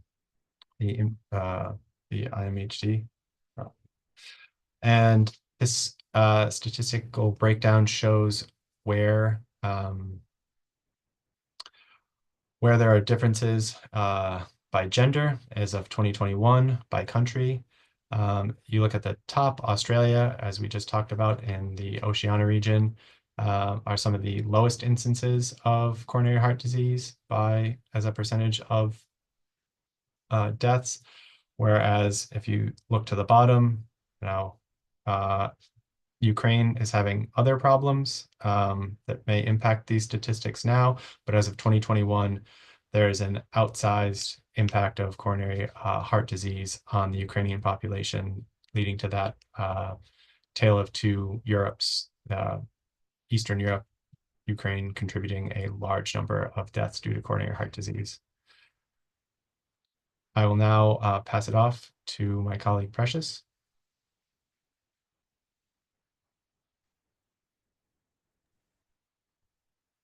Yes, and we'll be talking about the risk factors. Divided it into 3, and the first one is the lifestyle habits, which include things we do as people, we should do regularly that would increase our risk of coronary heart disease. And the first one is smoking. So smokers have a higher risk of coronary heart disease, even like twice the amount of than the normal person. And even worse off for non-smokers that are exposed to secondhand smoke. So they're at a greater risk of coronary heart disease of about 20 to 30%. Another factor is physical inactivity. So lack of regular exercise will increase one's risk. So a study showed that physical inactivity was responsible for about 12% of the global heart attack cases.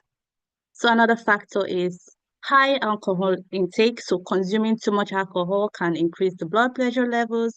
It can increase your triglyceride levels and, increase your risk of coronary heart disease. And the last risk factor is an unhealthy diet. So diet high in saturated fats, trans fat, like added sugars, like sweetened beverages, or even high salt content in your food can increase one's risk of coronary heart disease. Next slide, please. Another risk factor is the health-related risk factors, things that are out of our controls and, it's something that can be managed. And the first one is hypertension. So high levels of blood pressure creates mechanical stress on the arterial walls. And hypertension is one of the leading risk factors for coronary heart disease. Another factor is high cholesterol. So high cholesterol accounts for about 2.6 million deaths globally. So an excess low density lipoprotein increases the buildup of plaques in the coronary arteries. So another risk factor is type 2 diabetes. This leads to sugar buildup in your blood, increasing the risk of coronary heart disease. And adults with diabetes have like 2.5 times higher rate of coronary heart disease in men and 2.4 times in women compared to those that do not have diabetes. So another risk factor is obesity. Obesity is one of the independent risk factors, but it gives like a combined effect. It leads to hypertension, it leads to diabetes, it leads to high cholesterol, which also further increases one's risk of coronary heart disease. Then the next risk factor is age and sex. So coronary heart disease risk increases with age, and adults over the age of 40 have a higher risk. So men have a 49% increased risk of coronary heart disease, while women have a 32% risk of developing coronary heart disease. Then family history. So for individuals that in their family, they have people who have had heart diseases below 50 years of age, they would have an increased risk of coronary heart disease. Studies have shown that for people who have brothers and fathers who have been diagnosed with coronary heart disease before 50 years of age, for the men, and for women, which is the mother and sisters who have been diagnosed with coronary heart disease before 65 years, have an increased risk to coronary heart disease. So ethnicity, so you have a higher rate of coronary heart disease among African Americans, Southeast Asians, and generally people of indigenous populations globally. Next slide, please. So we'll talk about the warning signs. So these are signs that are not to be ignored. So if you see these signs, act quickly, act fast, call your emergency services, call your doctors if you can, and please report yourself to the hospital. So the first sign is chest pain. We have fatigue. We have shortness of breath. We have sudden lightheadedness, dizziness, swelling in your legs, feet, or ankles, pain in the arms, neck, back, and jaw. So I would hand over to Retain to take us in the next slide. Okay, in this slide, we are going to talk about preventive strategies. Coronary heart disease, CHD, is largely preventable through lifestyle changes. Prevention starts with early awareness and consistent healthy habits. The goal is to reduce risk factors like high blood pressure, high cholesterol, obesity, and smoking, according to Banach. Prevention empowers individuals and communities to control heart health and reduce healthcare costs. Next slide, please. Okay, in this slide, we're going to talk about medical prevention and routine screening. medical prevention and routine screening, blood pressure and cholesterol checks, identify early risk, diabetes screening, uncontrolled diabetes increase coronary heart disease, which is CHD risk, use of preventive medication like statins, aspirin as prescribed, vaccinations protect against flu and infection that may worsen heart condition. Consider low-dose aspirin therapy and advised by doctors. Next slide, please. Okay, in this slide, we're going to talk about lifestyle modification. Quit smoking with those coronary heart disease risk significantly within 1 year. Exercise regularly, at least 150 minutes of moderate intensity activities weekly. Eat a balanced diet, rich in fruits, vegetables, whole grains, and healthy fat. Limit alcohol, moderate lower blood pressure, and cholesterol. Next, I'm going to hand it over to Winique for the next slide presentation. I will be discussing management strategies for CHD. In treating and preventing this disease, it's incredibly important that we implement healthy eating habits in our daily lives. The goal is to adopt a diet that is low in sodium, saturated fats, and added sugars. This looks like eating the rainbow, as you could call it, or eating colorful fruits and vegetables, whole grains, lean proteins. And it also may be beneficial to you to consult with a registered dietitian or nutritionist for additional guidance in modifying your diet. Healthier lifestyle promotion also includes, as we discussed before, physical activities. Some physical activities can include strength or resistance training, cardio like running or incline walking, as well as yoga and dancing, which you can do in the comfort of your own home. Culturally competent care involves providing healthcare that respects and adapts to the diverse values and cultural backgrounds of patients to meet their needs, to improve their quality of life and quality of care, and improve health outcomes. And as public health advocates and leaders, we act as a support network to encourage and reinforce healthy behaviors in treating a severe disease like this one. And it's important that we educate individuals on the signs and symptoms of CHD to prevent further health complications like stroke, chest pain, heart attacks, and heart failure. Existing risk factors of high cholesterol, diabetes, and hypertension can be managed with adequate medications, along with the various preventative strategies that we have discussed previously. And I will now hand it off to Sierra for our activity. Thank you. Thank you. So as Renique just stated, that a healthier lifestyle is very important to heart health. So in this activity, it's called What's in the Can. This activity will be used to improve your food label literacy by identifying healthy and unhealthy ingredients found on real packaged food items. So before we start the game, I just want to do a crash course real quick about how to read a food label. So on the nutritional facts, first, you'll see the serving sizes. So for this particular example, the serving sizes is 35 grams per slice. Then you have the daily value. So for the daily value, 5% is low and 20% is high. So if it's over 20%, there's a lot of that thing in there. If it's under 5%, it's not a lot. So here, for example, you only have 2% fat. So it's not a lot of fat. You also want to look at the calories. Here's not a lot of calories, only 85 calories. And you want to limit nutrients such as fat, sodium, cholesterol, and you want to increase the nutrients like fibers, vitamin A, vitamin B, vitamin C, vitamin D, calcium, iron, potassium. So to join the game, I dropped a link in the chat. So y'all gonna open that game and put your names there. And I also want everybody, if you can, to find like a canned food or chips, or anything with the nutrition label that you guys have around you if you're at home or in the office or whatever. I'll give you guys like a minute to do that.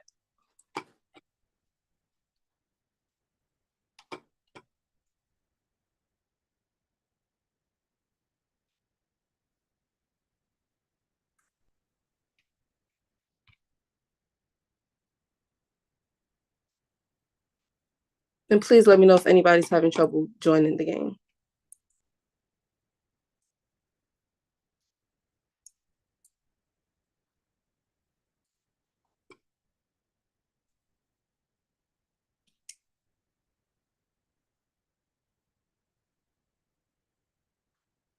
So while you guys are joining, I'm also gonna just explain how the game is gonna go. So basically, like for example, I have coconut oil here. So if I pick low sodium, if that's one of the bingo cards that come out, low sodium, you're gonna look on the nutrition label and the entire label and see if it has a label that says low sodium. And if it does, then that's when you press it on the board. And then when you get 5 in a row, just type bingo in the chat and then you win.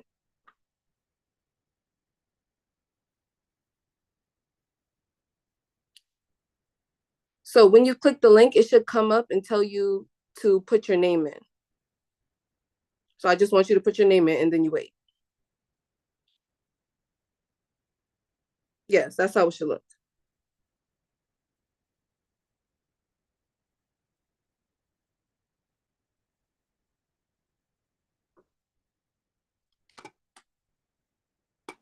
Okay, for the sake of time, I'm gonna start, okay? All right, we're gonna start the game.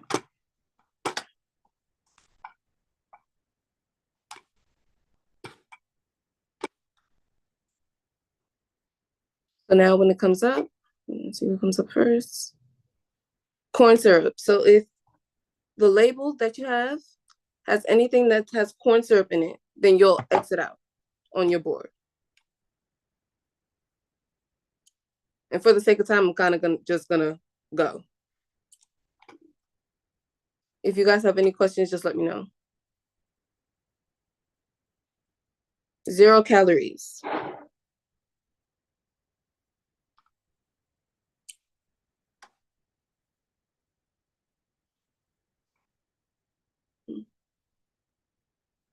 Iron, any percentage.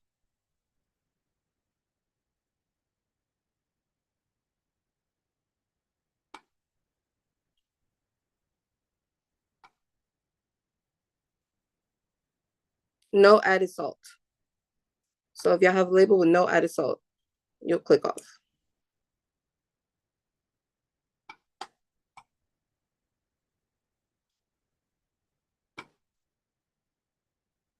Calcium, any percentage of calcium.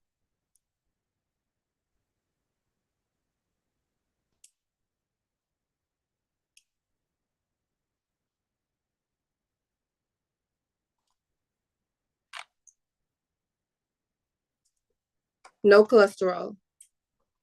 If cholesterol is not on your label, or does it say 0%?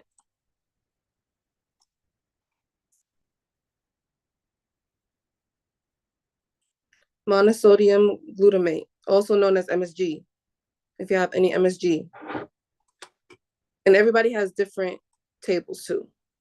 So it might not be on your table.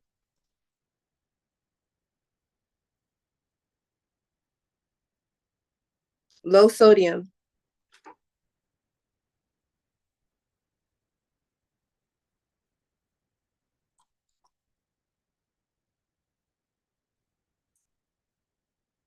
Any percentage of saturated fats.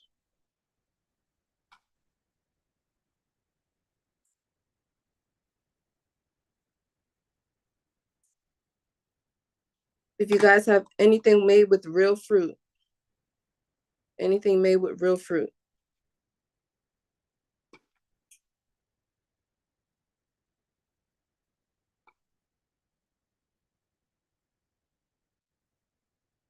Anything that's instant, ready to eat. It's like noodles or something.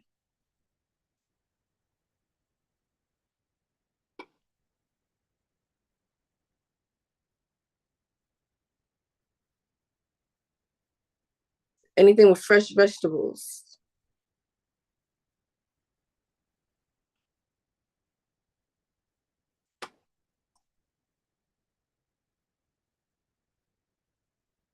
Any artificial colors, red 40, yellow 7, yellow 5, etc. Anything with artificial colors?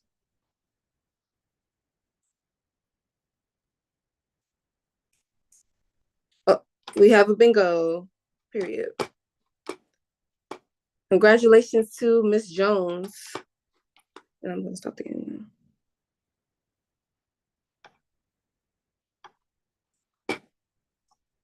Okay. Now we can go to the next slide. And so in conclusion, coronary heart disease is a serious but largely preventable condition. It is the #1 cause of death in the world. Our program aims to highlight the importance of heart health and educates at-risk communities on preventing coronary artery disease through lifestyle changes. A balanced diet, staying physically active, avoiding tobacco and excess alcohol, and managing conditions like diabetes and high blood pressure are keys to heart health. Next. Thank you all for participating in our game and watching our presentation. And now we're going to open up the floor for questions. Fantastic. I told you, you saved the best for the last. Look at, we got a bingo. And look, one disclosure I have to make here is I am a food level illiterate. So Sierra, you need to do something to get me become literate. I cannot read food level. This is perfect. Fantastic. Thank you so much. So we have questions just again to remind everyone. We have in this incredible team, we have Precious joining from the United Kingdom, Renique joining from the United States, Ryan B joining from the United States, Retain from the United States, Jemima joining from Ghana, and Sierra joining from the USA. I don't know about you, but I read there, coronary heart disease is the 13th highly prevalent disease, but the #1 killer in the entire world. It even kills more people than cancer. I thought cancer killed more people, but this is really an insidious disease that we should be doing something to really try to address. So questions, open questions. I have one question here that was sent to me. Okay, from your presentation, I realized that I have a family history of coronary heart disease. What should I do?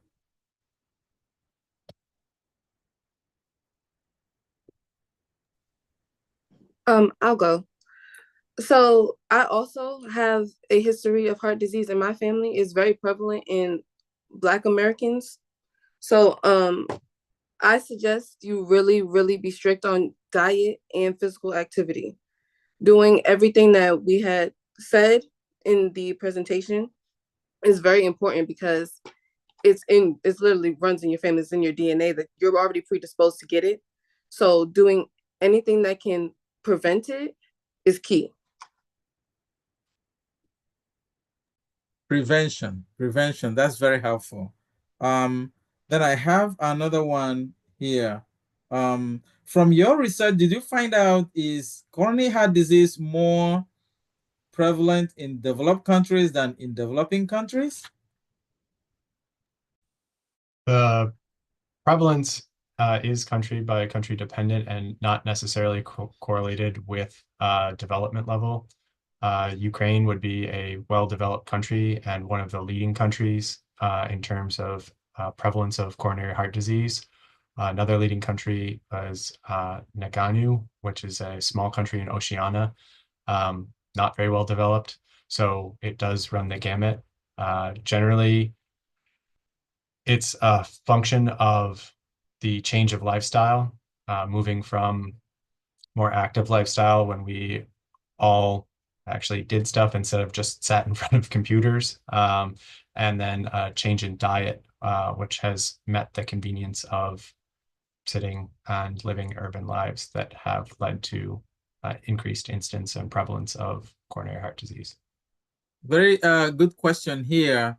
How do you help children who have a very high access to alcohol and smoking. How do you help them? How do you solve that problem, given the strong association between alcohol intake and smoking for coronary heart disease?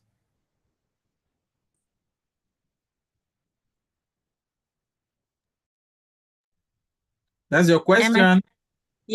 I think that's where this awareness program and sensitization program will come in. So it's the duty of sorry, can you hear me?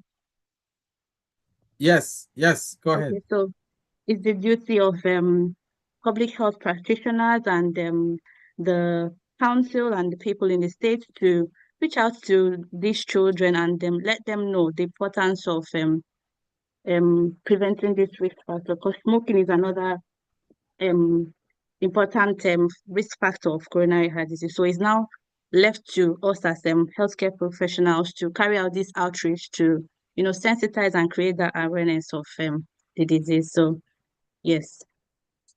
Fantastic. Please join me. Let us congratulate and thank Group 4 for an incredible work. Thank you so much.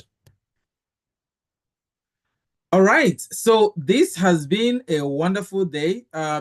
Before I conclude with some announcements, can we have everybody on screen? Brown needs to take a screenshot of all of us and let us give ourselves a thumbs up. We did it. This is an incredible festival of knowledge, festival of education, festival of empowerment.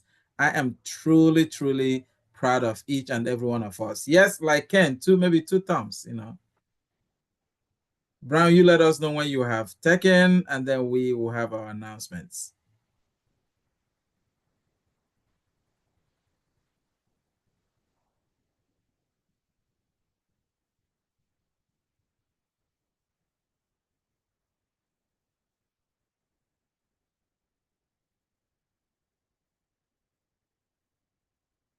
All right, thank you so much. So today we are living with a lot of knowledge. We have learned about heart disease, genetic risk factors, what you can actually do. The food that you eat is very powerful.